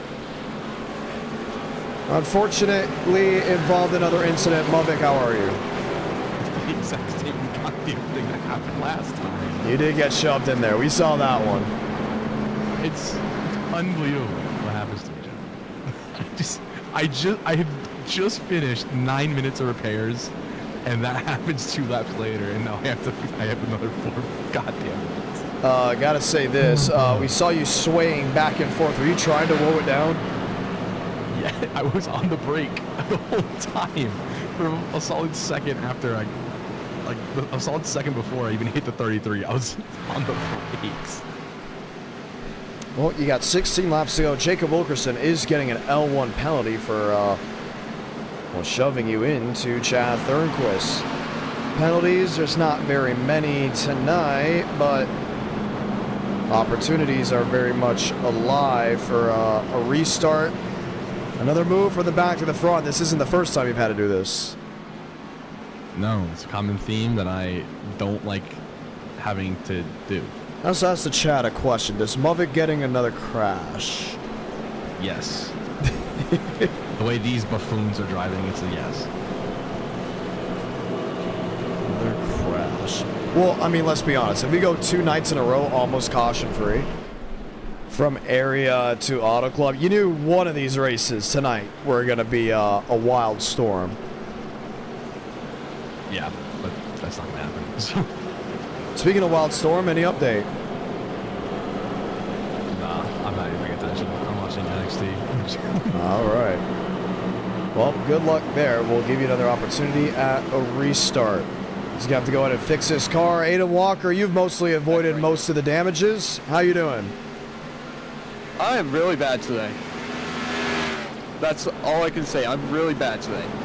I just got allocated one where you have to be super aggressive, and it was my fault with Lubbock and all that on lap 6, but then on this caution, right before it came out, Joe, I don't know if he was trying to go for a side draft or something, but right when I was about to push Joey back, there was like a little bit of neck contact, and that just sent Joe into the wall, I think.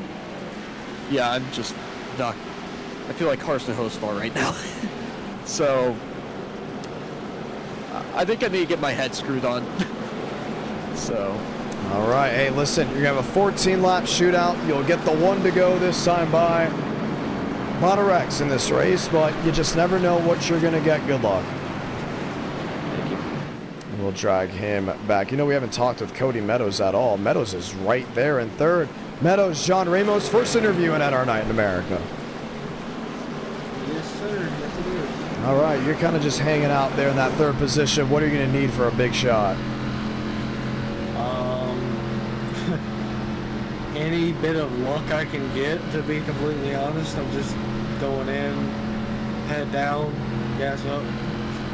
Head down, gas up. All right, restart ahead. Let's see if you can go ahead and get your first win in our Night in America ahead of that e-ticket event. Derek Shaver, he's with us. Riker Byron, we've already spoken with him. We've already chimed in with Jacob Wilkerson. All right, a lot of fun, a lot of playing left to go for racing. But this is the moment you waited for, a late race restart.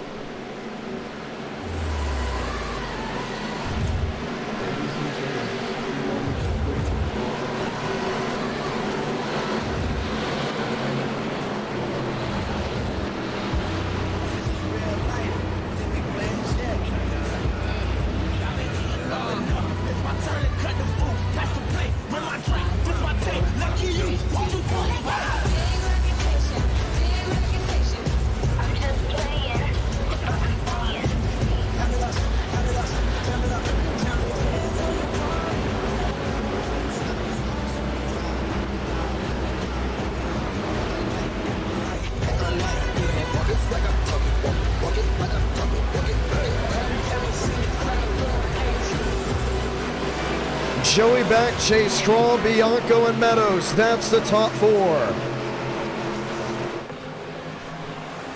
14 laps to go when they get to the line. This is racing at Talladega.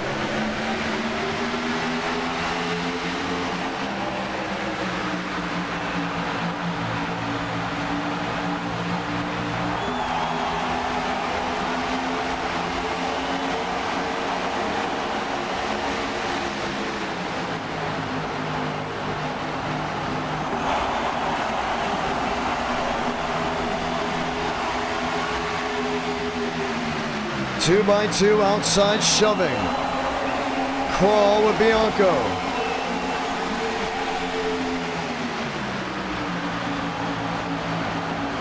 Lambombard back to 12th. Mosteller leading a herd in 15th. Just trying to stay away. Bianco the crossover. Makes it work. Xander McKinney top shove to the lead.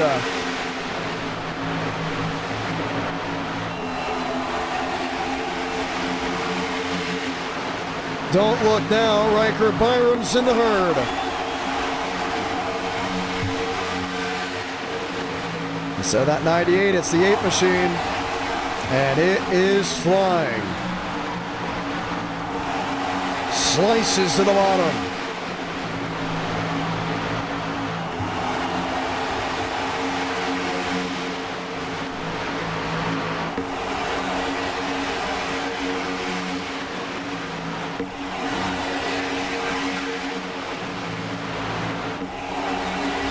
Byram's got to hold them off for 12 laps. Here comes Bianco. Here comes Davis. Trying to get something to roll on that outside lane. McLaughlin, Page, Kenyon. Shuffling, swaying.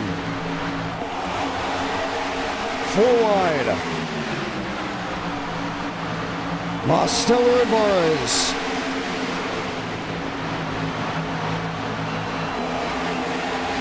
And Bianco is able to go way to the outside. Riker Byram is there. Mosteller at the bottom of Kenyon. To the bottom. That may be with Marty Shimela. Last time Shimela raced at Talladega, his win was taken away.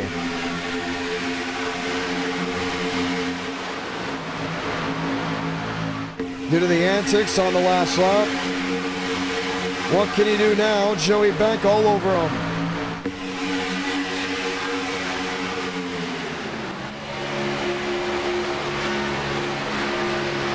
Vargas 84 jumping to the middle. Stacked up the outside lane and Movic decided to fall.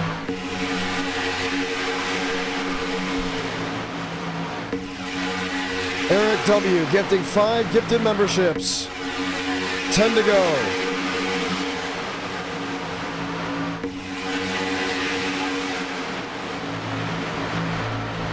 Most in second, Kenyon in third.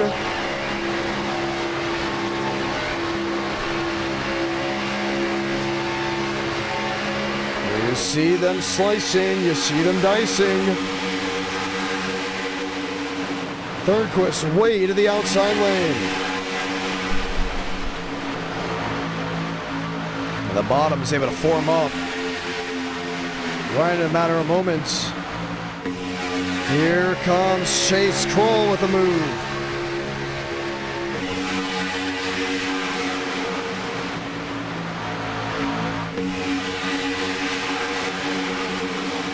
Nine to go. And a huge shout out to Eric W. 5 gifted memberships, greatly appreciated. 4 wide trouble. Jackson Carr into the 17. Nobody goes fully around. Maybe Bianco, we stay green. Wow.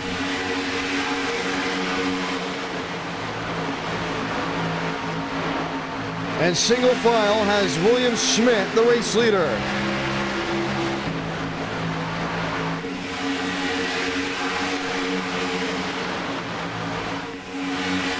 Eight to go this time.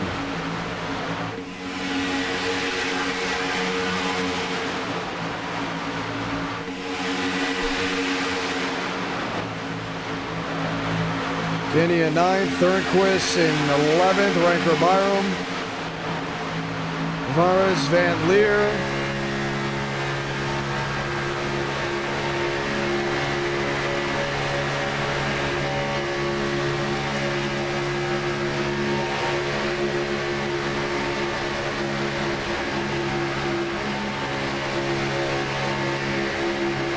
Byron's able to make that inside lane work. Oh, trouble! Josh Kenyon into the outside wall. And all on his own, we still stay green, 7 to go.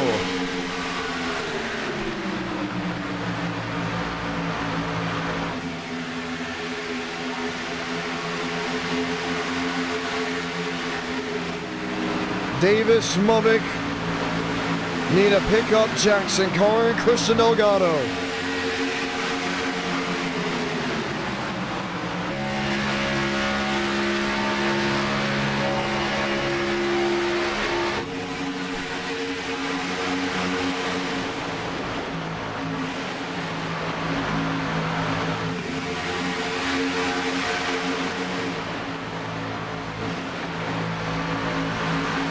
Six laps to go this time by.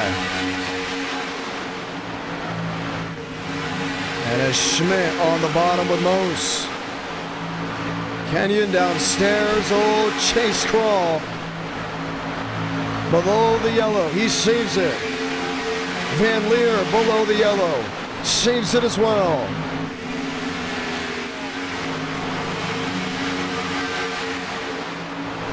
Be 5 laps to go this time.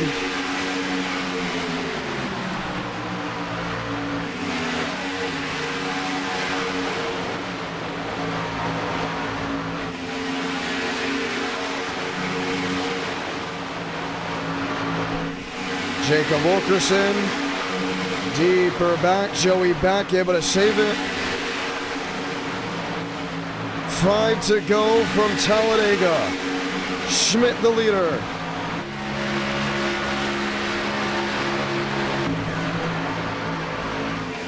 Remember, the World Grand Prix will be live on this YouTube channel this Friday. Do not miss it. Josh Kenyon gets blocked twice and still takes the lead.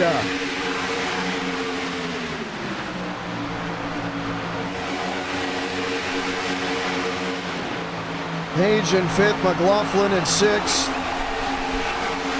Byram, Chad Thornquist, 7th and 8th.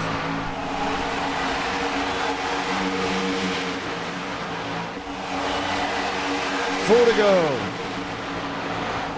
And here comes River Page. Sideways, Riker Byram able to save his machine.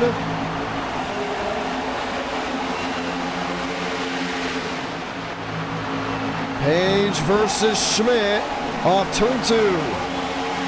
Byram in the wall. Holds up Vadas, holds up others. Marty Shamela sideways. Is it a caution? No, it's not. We stay green.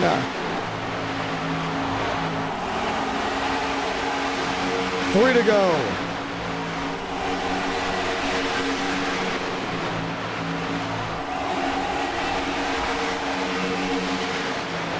Chad Thornquist in his Red Bull to the outside.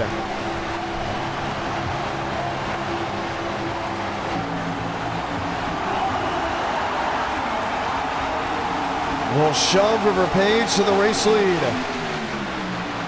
Tried the crossover. And Page was able to block him.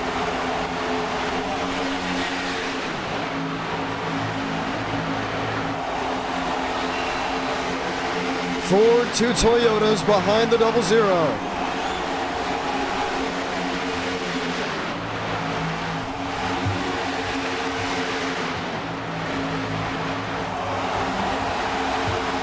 Trevino leads, 2 to go.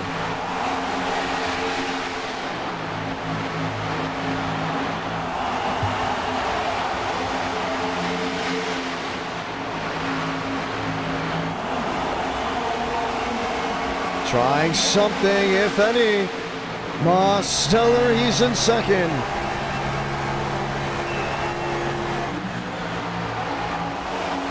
Shoving Page to 3 and 4. Zachary Trevino with a heave of a run. Keith Ingram outside. He's going to line up with the 87. Salamanca. 1 to go from Talladega.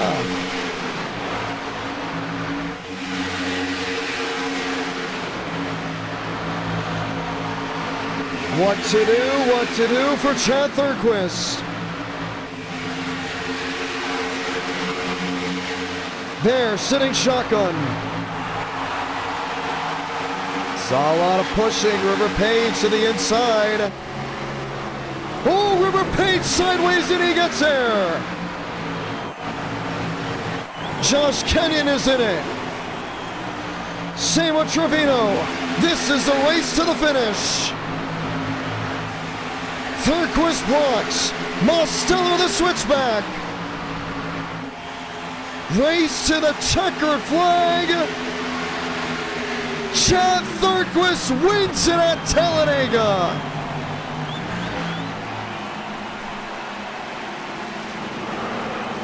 Man, oh man.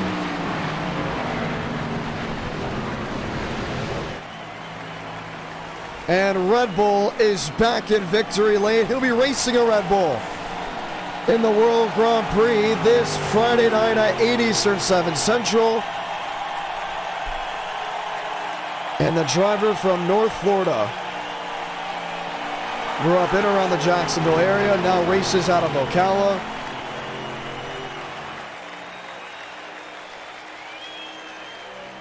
Gets to see victory lane at Talladega. Thurquist wins.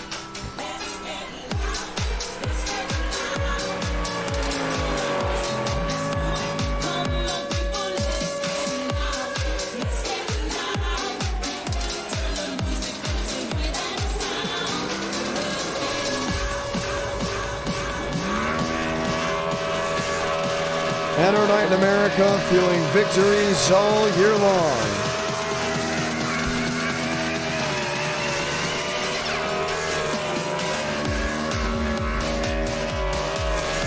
Able to go ahead and rock it down.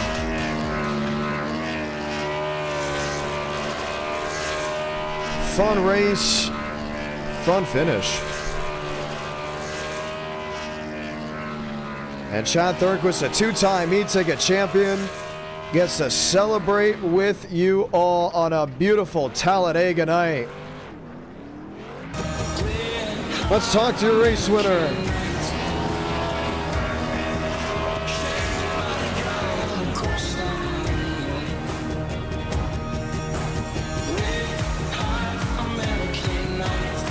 We'll park it just there at the finish line.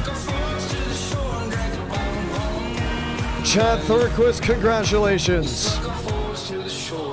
How the hell did I do that? I think by crossing the line first. Oh man, it was awesome. Did you see the move coming to the line? I very much did. We all did. That was awesome. Walk me through the final couple laps and went green the rest of the way. Get to the front. I don't know how to walk you through that. Well, my whole mindset was just like getting to the top 5 and try and stay there. When I got left to dry on the bottom after I was trying to push River, I was kind of worried about it. And then I'm like, I can make it work. I can get enough of a run to come back. I was not expecting that big of a run and to make that many moves. You saw the wreck just behind you in your mirror. The runs, they weren't coming. Hello? Did we lose you? No, you didn't lose me. When you asked about the wreck behind me, are you talking about a Riker in the 98? Talking about the run on the last lap when it all kind of came apart there at the end. There wasn't going to be many competitors left after that one. How did you see it running the line? Honest to God, I did not think I was going to win because I had no help on the bottom, and Armstrong was getting a shove. That's what I was waiting for, honestly, and to try and like see if Demos would work with me on that. I didn't think he would, but then the 22 got into the fence, and I'm like, okay, I got to start playing defense. And I was kind of trying to play it how I would with any other car, where it's like, there's a philosophy to my defense coming to the line on these super speedways. It's go up and try and block their nose where they are, and then at the last second cut down because I know they're going to go in the opposite direction. So it kind of gives me a bit of a buffer to just get that shove and get the run to the line without having to worry about a photo finish. But Demos is a damn good driver, and I knew he was going to beat it out by a little bit. I still made the maneuver, and we were door banging side by side coming to that black and white stripe. 35 laps. That's all we have for the NASCAR Craftsman Truck Series. Once again, trying to somewhat save that voice ahead of the e-ticket event. We talked earlier about the e-ticket is to give you a little more confidence heading into Le Mans. Wins always give you confidence heading into an e-ticket. It also eases off the pressure a lot, so not having to deal with the pressure as much. I don't have a dual win anymore this year. I have a legitimate win, so you can't get on to me for that anymore. Bless you. Bless you again. Bless you for a third time. Bless you for a fourth time. Good news, Chad. They didn't hear it. Yeah. Oh, had it very much muted on that front. So sometimes for the ones that don't know, I do mute myself to cough to kind of just get the voice back a little bit, or when I have to go ahead and sneeze. But yes, all broadcasters actually have a button for that. But for you, you know, you're heading into an e-ticket, and a lot of people are not looking at you still as the favorite. That's fine. I don't want them to look at me as a favorite. When I was racing in the 4 to 500, like I told you, after I won the second duel, I'm good without the spotlight. I usually do better without the spotlight. Have less expectations to live up to, less pressure, and that's when I can just kind of focus on me. Thank you for the God bless yous. Thank you. Very grateful for that. You're welcome. There were 4 of them. There was 4 of them. I usually only have 2. I'm surprised that I doubled it up. It was like double XP day. Yeah, but able to work on that. We've been working on e-ticket stuff nonstop. Excited for what's to come. Pheonix will be the final race of the night. But nonetheless, excited at that. Congratulations on your win. Thank you. Appreciate it.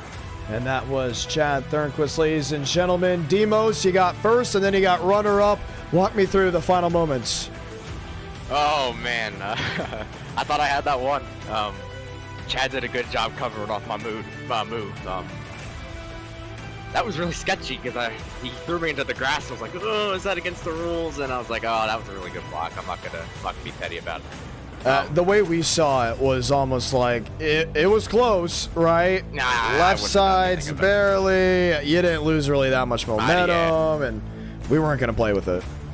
Yeah, I agree with it. I think honestly what lost me it was he kind of doored me just a smidge, and as he did that, I was trying to get a push from River because I saw him behind me, and I was hoping that I can get that last little shove because it was gonna be really close if we stayed side by side there. But from early in the race, being caught up in some accidents to fight for the win, not too bad. Not too bad at all. Session is up. Password is IDK. This is for round number 3. Okay, listen, there wasn't a lot of promotion for tonight.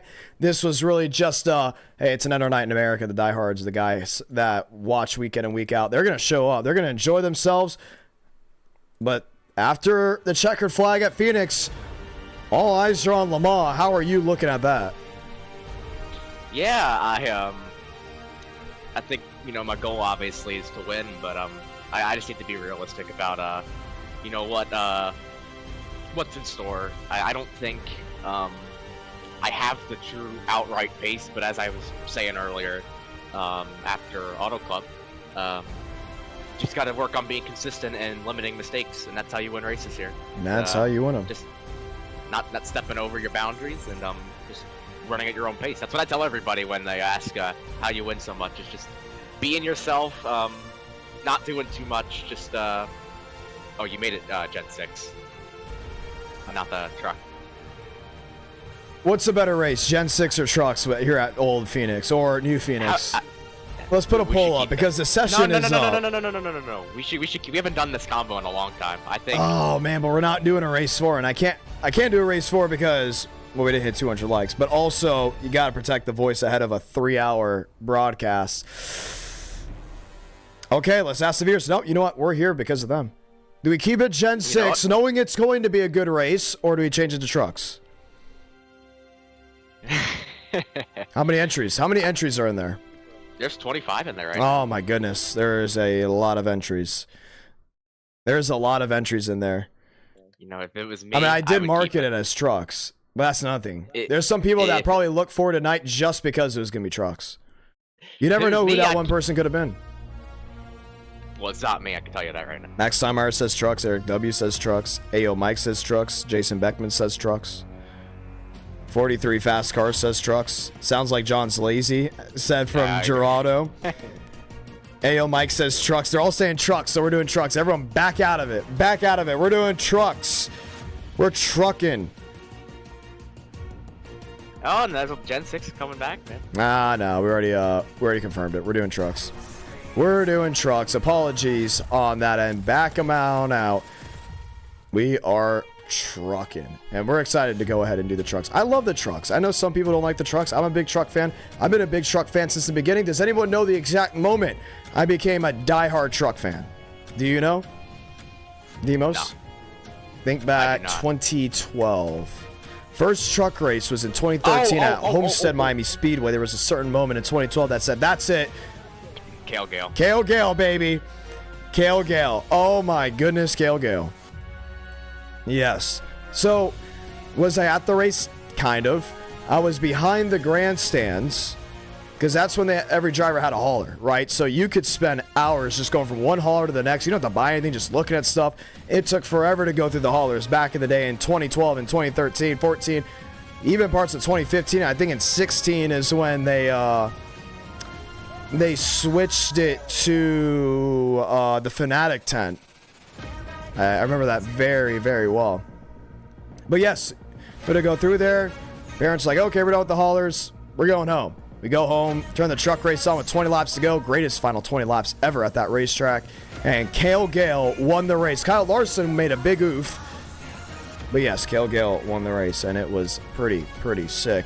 Homestead Miami Speedway, unfortunately, will not be going this year. First time, not including COVID, I'm not going there since 2009. Technically went to the track in 2020 to try to sneak in. It did not work at all. But at the same, I had the ticket and all. Don't worry. I had the ticket. Session is up. Password is IDK. I don't know. But at the same time, yes, huge fan of the NASCAR Craftsman Truck Series. Demos becoming a member. Thank you so much for that one. Just saw that. I said, go PCR. When did you become a... Well, I mean, I've always liked the Truck Series because for the ones that don't know, back in the day on the Speed Channel, they marketed the Truck Series as a series that crashed all the time. They literally did. That's how it was. And I was a big fan of Todd Bodine and Rod Hornaday, even though back in the day it was... I liked more Todd. I was a Tony Stewart and Todd Bodine fan. And they marketed it almost as a rivalry. Like, if you like Todd Bodine, you didn't like Ron Hornaday. If you liked Ron Hornaday, you didn't like Todd Bodine. It's like how back in the day, if you were a Gravedigger fan, you didn't like Max D, you know? Maximum Destruction. So, it was interesting how that all worked. Am I going to Bristol? No, not sure. I know for sure the race that I was guaranteed this year was the Daytona 500. Everything else, because of my broadcasting schedule, it's going to be a week of or a day of decision, or even the night before decision. I remember I wasn't going to go to the Brickyard, and then we got VIP for it, and then went to the Brickyard 400. Was supposed to go to Michigan last year, and then it got rained out. The race that I was going to broadcast, and couldn't go to Michigan. Had to head home. So it's kind of all in the air. Traditions now aren't by track, even though we try to keep them by track, like Daytona. I've been going to Daytona every year since 2014. But like the Homestead tradition, if I get down to Homestead, my family, it's going to most likely be if I have that weekend off, or it's going to be more of, what are we doing that week? Is there anything going on? Can we hit any of these tracks? The tradition is now hit a NASCAR race every year, because I've been going to a NASCAR race every single year since 2009, even with COVID. Every single year since 2009. That's the new tradition. It's you got to go to a race no matter where you are. Yeah. I've been going to a race every year since 2013. My first race was the summer New Hampshire race. Brian Vickers won that. And the good thing about Homestead is mainly, not Homestead. The good thing about Daytona is no one's racing the day of the Daytona 500. Super late models aren't racing. Pro late models aren't racing. Modifieds aren't racing. IMSA's not racing. IndyCar's not racing. So that's a day that a tradition can still stay alive with, not as in just the Daytona 500, but going to a NASCAR race every single year. So everyone's got their traditions. Everybody loves their tracks. I'm very loyal to Homestead. If I can't go to Homestead next year, I would very much go. If I could go this year, I very much would have. But since the day of the Homestead Cup race, I have to work and doing pre-race and post-race and all the media stuff that I do today with the broadcasting and working with racetracks, unfortunately cannot go. Nashville Super Speedway, I think I'm going. I think I got to broadcast that Thursday. Yes, I do. Thursday at Nashville Fairgrounds, and then Super Speedway will be that Sunday. So yeah, I'll go to Nashville Super Speedway, but everything else is kind of up in the air. And what's funny is for the ones that have moved, and I've talked with people about this as well, your home track doesn't change. Like, people ask me, oh, what do you consider your home track now? Is the Nashville Super Speedway? No, it's still Homestead. It's very much Homestead Miami Speedway. Because, you know, once things go on and, you know, things change, yes, technically the closest cup track to me is Nashville Super Speedway. But then again, the Fairgrounds is right there. Daytona's in my heart. Fairgrounds is very much in my heart. National Fairgrounds Speedway. But Homestead is still number one. Can't look away from that. We are bumping people at Nashville's, bumping people here at Pheonix for the truck race. I don't think it was a bad idea to go ahead and switch here. The viewers are right. They said, yes, let's go here. Let's have some fun. Mostello, you have the right to advance the session, and we will be ready to rock and roll at that. But yes, no matter where I go, no matter what I do, when people ask what my home track is, it is Homestead Miami Speedway. But Daytona holds a very, very heavy heart, you know, with me, myself. Been going every year since 2014, either Coke Zero or the Daytona 500. As a matter of fact, if we're being honest, let me go see. I've been to 41 NASCAR Cup races.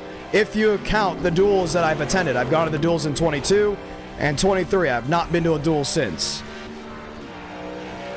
Does anybody know what my personal top 3 races I've attended was? I think the 2015 Coke. The summer Daytona race. I'm gonna find the sheet. I know I have a Google Doc of all the Xfinity and truck races I went to on my laptop, but I'm gonna find the sheet. Okay, you're right. 2015 Coke Zero I have at number 3. That was such a good race. Like, I mean, there was so much from that race, and then I found out later on certain things like, quote unquote, apparently a driver, I'm not gonna say his name, just in case I'm wrong, but this was a big rumor that a driver drank a little bit before the race. I heard that story too. And got involved in an accident. So, don't drink and drive. Yeah, don't drink and drive, including before a race. But everyone thought the race was going to rain out to the next day. But obviously, you have Austin Dillon KOing the catch fence in front of me. Race ending at 2:30 in the morning. You know, a 14-year-old. You know, a race ending at 2:30 in the morning, that was awesome. Yeah, I loved it. Does anybody know what my number 2 and number 1 NASCAR race I've ever been to was? You got to dig deep here. Think about it. Here's an update, a little bit of a hint. Did not go to a NASCAR race outside of the state of Florida for the first time until 2022. That was at Nashville Super Speedway. That was definitely not in the top 3. I'm going to let the chat do that. I don't know. And I don't think the 2024 500's on there. I think that's a little further down. It is definitely down. So I tell people this, anything that's really in the top, I may have to move 2019 Coke Zero. That is one I may have to go ahead and move a little bit up, because I'm kind of getting a little nostalgic for the 2019 Coke Zero race. It went to halfway, but it was such a good race. It's 25. Top 3, anybody know? 2020 Daytona 500 is there, and it's number 2, Xander McKinney. I think I told him the list already. But yes, that is number 2. Does anybody know what number 1 is? Greatest NASCAR race I've ever attended. Some people said it's overrated. I think you kids just don't understand how good that race was. And he was my favorite driver growing up. 2011 Homestead. Bang. Yep. That was it. Okay, let's make it a little bit harder. Top 5 NASCAR races I've been to. So what was number 4 and number 5? Well, this one is going to be controversial because the way I rank these races is off of nostalgia, aura, how much fun I had at the race, how much fun I had leading up to the race, you know, being at the racetrack. You gotta think of the top 5. Like, there's some races here that are strictly nostalgic purposes why they're in the top 10. There's races here that are strictly great races and they were like fantastic why they're in the top 10. Races that were strictly aura based for just whatever happened. Did you stick 2016 Homestead on there? 2016 Homestead is in the top 10. If we're gonna go top 10, not top 5, let's do top 10. You can put 2016 Homestead. I got him at number 7. 2016 Homestead, number 7. I don't know. I have realized this. There is no race outside of the state of Florida in the top 10. My Florida biasness is very high. I can move to Alaska and still be very Florida biased. Because I've been to Talladega a couple times and I've seen photo finishes at Talladega and they're not in the top 10. You know, I think Talladega's got to move up. There's one Talladega event that definitely has to move up. Is the 2019 500 on there? I did not attend the 2019 Daytona 500. Okay. I don't know. 2014 Homestead is there. It's number 6. No. 2014 Homestead is number 4. I thought that was a great race. Those cars were hauling that day. Harvick won the championship. There's the Harvick biasness, the Tony Stewart biasness. Remember, it's my personal list. Don't hate. I wanted him to win that. Ryan Newman's very under. Never been to Sebring. Oh, I think I can still technically go to Sebring this year. And people have asked me if I'm going to Sebring. I have to check my schedule. I think I am. Unless I have media week in Michigan. I have to go down to Florida one more time before the whole season starts, because that means I won't be able to go to Florida again until like November. Like, well, my season technically has started. It started in January. But when it's like every single week and I can't move. But yeah, this is strictly NASCAR Cup races. Trucks and Xfinity are on a different list. And same with IndyCar and what will soon be one day IMSA. They'll be on a different list. Did you attend the 2016 500? Did not. Went to the 2014 500, and then I didn't go to the 500 again until 2020. Oh, is the 2017 Coke Zero on there? 2017 Coke Zero is number 24. Oh, okay. It's down. Yeah, I know a fun fact. You said that you've attended almost all of Stenhouse's wins, I'm pretty sure. Oh, that's another thing too, man. When you guys figure out the drivers I've seen win the most, I've seen Stenhouse win 3 of his 4 races. The only Stenhouse win I missed was 2017 Talladega. You've seen Byron win a lot. I've seen Byron win 3. The drivers I've seen win the most: Ricky Stenhouse with 3, William Byron with 3, and Denny Hamlin with 3. I saw Denny Hamlin win in my first race at Homestead in 2009. Saw him win in 2013, and then the 500 in 2020. Gets even crazier. If I would have snuck into the 2020 Homestead race, even after missing the first 6 laps, he would have been having number 4 there. Because he won that race, so Hamlin has won a lot. In the chat, 2024 Homestead. 2024 Homestead is number 5, yes. Xander knows the list.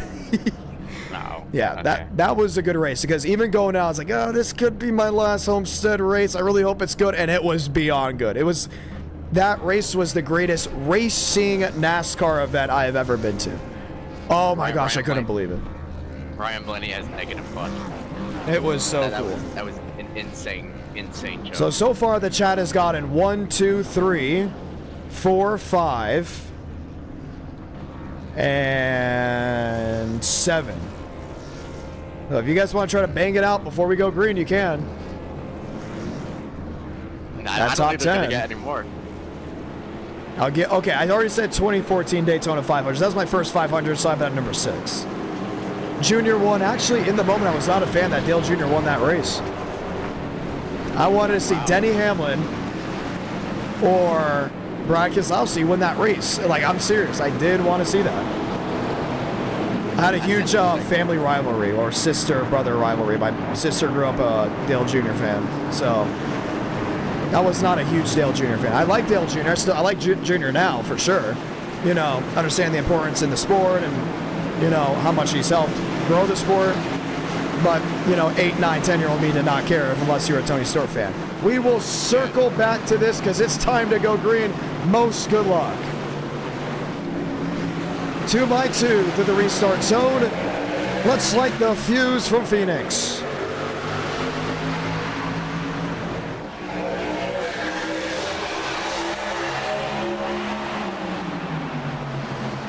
Joseph Armstrong on the bottom. Easily able to make it work toe-to-toe now with Michael Mitchum.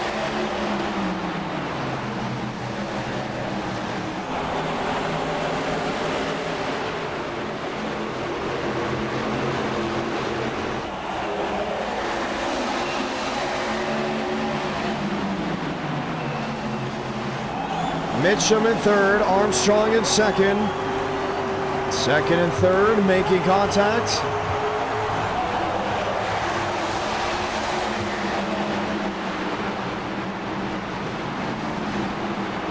And there's Abraham Villa doing what he can, trying to swipe to the bottom. Mitchum sideways to the dogleg.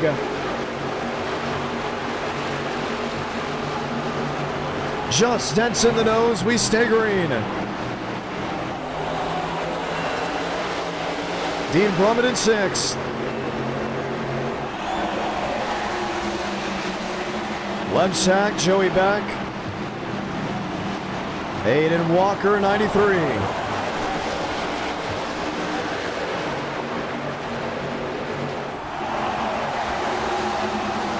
Dean Brummett getting turned off the nose. Joey Beck involved. River Page as well. Caution will wave.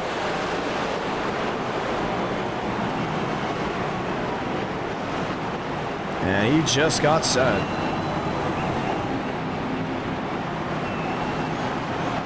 Man, look at the damage on Beck in 42.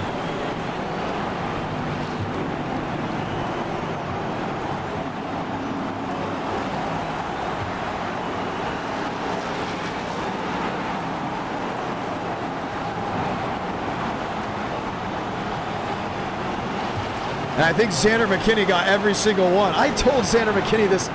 No, he's going through my Twitter. He's going through the Twitter because I posted the list on Twitter before.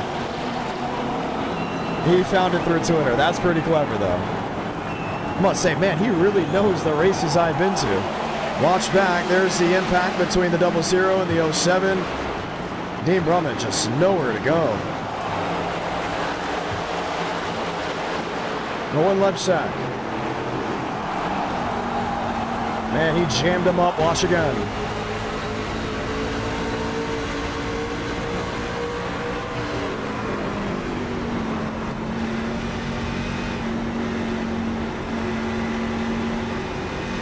So the caution is out for the first time. Yes, Xander McKinney, congratulations. Number 10 is the 2009 Homestead race, my first NASCAR race I attended. Number 9, 2012 Ford 400. I'll never forget that race. I had a baseball game an hour before it and just made the start. Went to a random section when I walked in through the gate, went up to the grandstands and just saw the cars go through the restart zone and barrel on into turn 1, so didn't miss the start. I have never missed the start of a NASCAR Cup race I have attended. Let me also point that one out. Very, very true. I think same for Xfinity and Trucks. Never missed the start of those races that I've attended. Number 9, yes, 2012 Ford 400. Number 8, 2025 Daytona 500. What a race it was. I mean, that's going to be huge on nostalgic purposes in the future already, so I just put at number 8. And how much fun that entire week was. 7, 2016 Ford 400. Still wish Carl Edwards would have won that race. 2014 Daytona 500. So this is the interesting thing about 2014 Daytona 500, 2015 Coke Zero. I'm going to elaborate. So in the 2014 Daytona 500, I want to see Tony Stewart win. Tony did not win. He had mechanical issues, all sorts of stuff.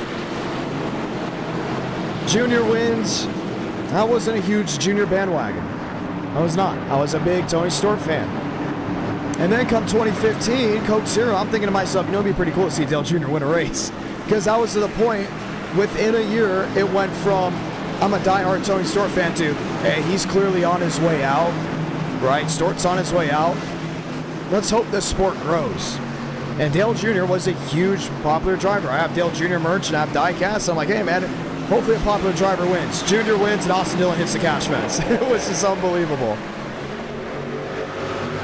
So yes, by 14 and 15 years old, I was already rooting for NASCAR as a sport versus just as my favorite driver at the time.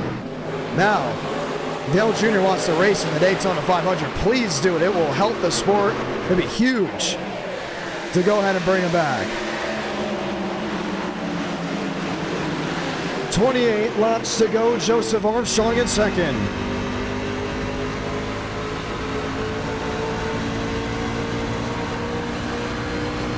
And yes, I did go to the 2025 truck race. Great truck race, by the way. Armstrong inside of Mosteller.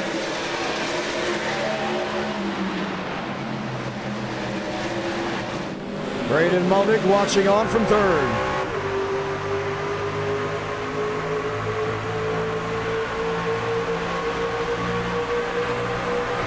And yes, Ender McKinney gets it right. Worst NASCAR race I've attended if we're counting duels. If we're counting duels, it's the 2022 Duel 1. That duel was... I just cannot believe how bad that race was. Like, I'm just going to be honest. Now, if we're not counting duels, the worst NASCAR race I've attended, 2021 Daytona 500. Greatest 14 laps in a NASCAR race. I think the greatest 14 laps to start the race of any Daytona 500 I've been to, and then the big wreck happened. And it took everybody out. They went single file after. But yes, 2021 Daytona 500. That is all the way down there. And then second worst NASCAR race I've been to that is not a duel, 2022 Coke Zero 400. And it was such a good race. Oh my goodness. It was such a good race until that wreck in 1 and 2 with the rain. Wild things indeed. But yes, if you look at that list and you find it on X, I consider any race in the top 20 a good race. I may have to move that to like possibly like top 25 or even like maybe top 30. Because I have been blessed to go to some fantastic NASCAR Cup races. Single file, Joseph Armstrong in that second spot. Braden in third, trying to dig deep. Mosteller's average finish so far tonight, 1.5. Finishing first at Auto Club and second at Daytona. Check that, second at Talladega.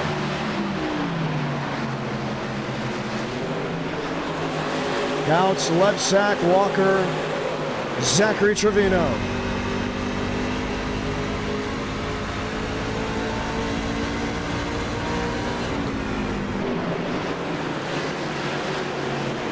Bryce Benton is there as well. Trevino in the 05. Rolls his way right through the dog lane. Let's ask you all, what's the greatest NASCAR race you've ever been to?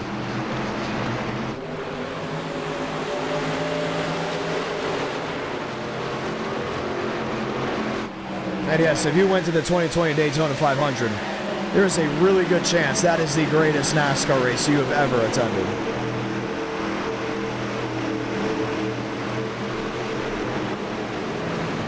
Armstrong, Mulvick, Couch, left sack, Walker. There's Trevino back in 7th and 8th. Jackson Carr in 9th. Rockwood P10 underneath Jackson Carr.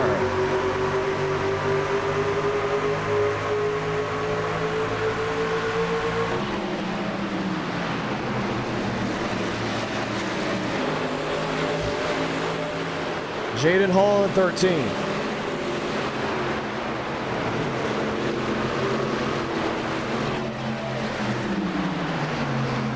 Bryce Benton there in the 90s up to 8th. And Joe has not been able to close in on the Daniel Mosteller machine, but Braden Mulvick is hanging out in 3rd.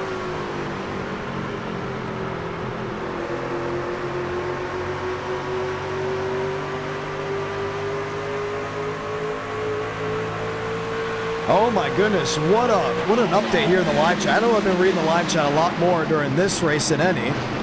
But yes, that is actually probably, if I went to that race, that probably would easily be in the top 3. Eric W. said he's been to 1 NASCAR race, the 2012 Daytona 500, Montoya's incident in turn 3. That was a fantastic race. First primetime Daytona 500 on a Monday. There's been 3 Daytona 500s held on a Monday. I've been to 2 of them. And also an interesting stat, out of all the Daytona 500s I've been to, only 2 have not been impacted by rain, 2022 and 2023. 2014 had rain impacts, did at some point. 2020 rained out to the next day. 2021 rain impacted. 24 rained out to the next day. I've been to 2 of the 3 500s ran on a Monday.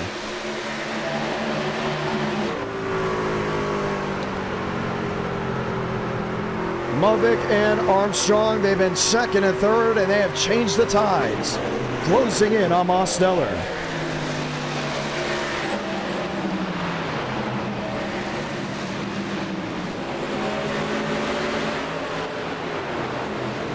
Outs, Lebsack, Walker. What's really cool is I found out my first NASCAR race maybe just a couple months away from being uploaded in HD on YouTube. So that's going to be a lot of fun to watch back on. Took over 80 laps for me to see my first caution. How about this trivia? What was the first caution, or should I say, who sparked the first caution in the 2009 Ford 400 at Homestead Miami Speedway? Was the first caution I ever saw. I think it took 83, 84 laps, somewhere around there.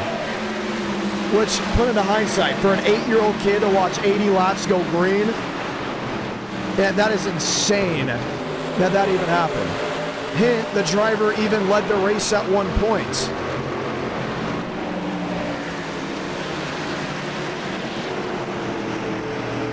Armstrong, P2, Braden Mulvick, P3. This is soon to be a fight for position with 13 laps to go.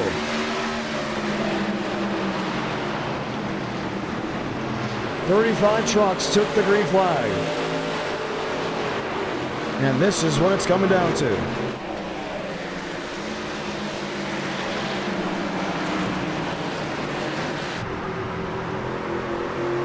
Mulvick in 3rd, Armstrong in 2nd.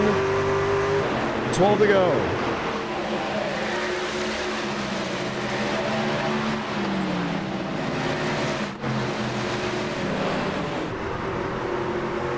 Some not able to get that hint on who the driver was that sparked the first caution at Homestead Miami Speedway in 2009. How about even more of a hint?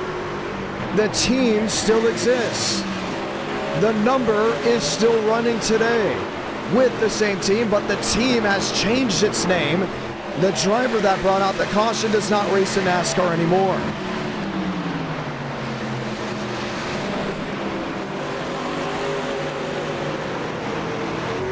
Joe's got company and Mulvick is right there.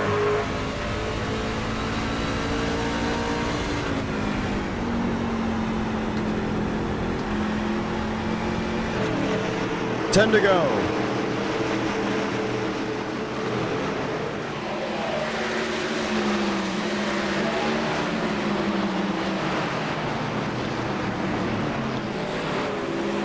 Mulvick is there, gets to the quarter panel. Oh, and gets into the outside wall as well.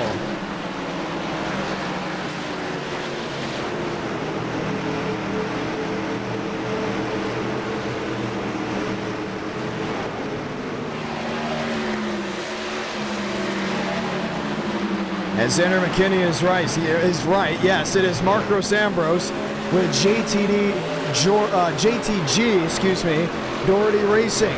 Marcos led the race in that Little Debbie's 47. And then what happened? Well, I believe it was a mechanical issue. He also got into the outside wall. And then finally, I believe, what was it, lap 84? Xander, well, no, he's looking back on it now. I believe it's lap 83, 82, 83, or 84. Pretty simple. He spun off turn 4 right in front of me, and I thought it was the coolest thing in the world. Mulvick finds his way around Armstrong. And into the second spot. For the ones wondering, yes, my voice very hoarse. From NR Night in America on Friday. Saturday, 7 hours of dirt broadcasting at Clarksville Speedway. Sunday, pre-recorded content. Monday, the Area 500, and even into today. So I will have 2 days of voice rust ahead of the World Grand Prix.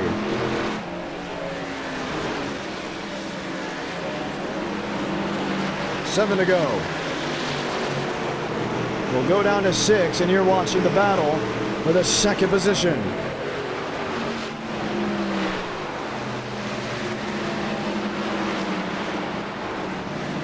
Joe really driving it in deep all the way down to the inside wall.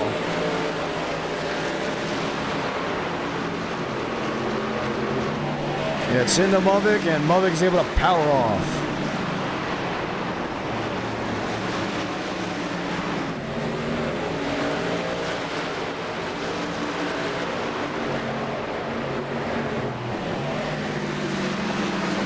Five to go.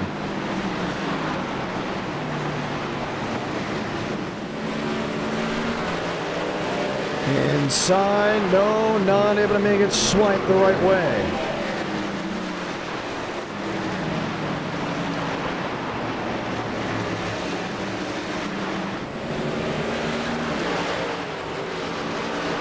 Four to go.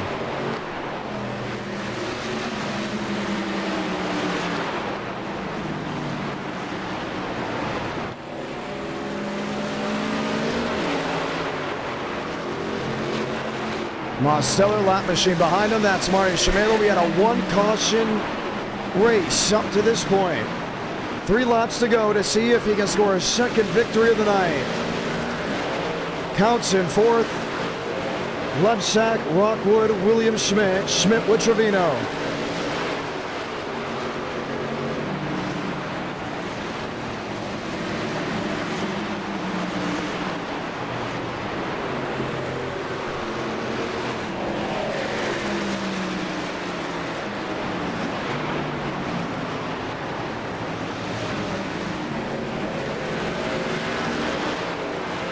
And he's got 2 laps to go out there and find victory lane just one more time tonight.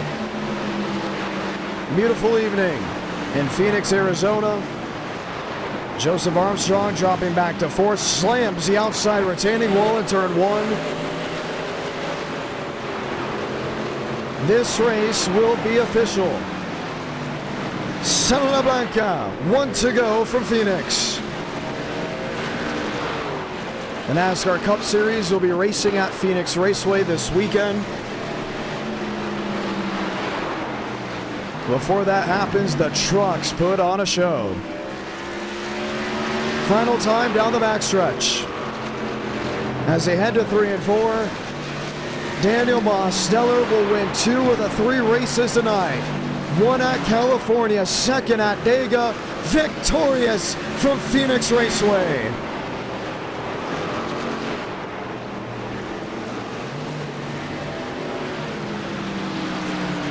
And that is how it is done. Beautiful night of racing. Beautiful night of action. All eyes to the World Grand Prix this Friday. You will not want to miss it.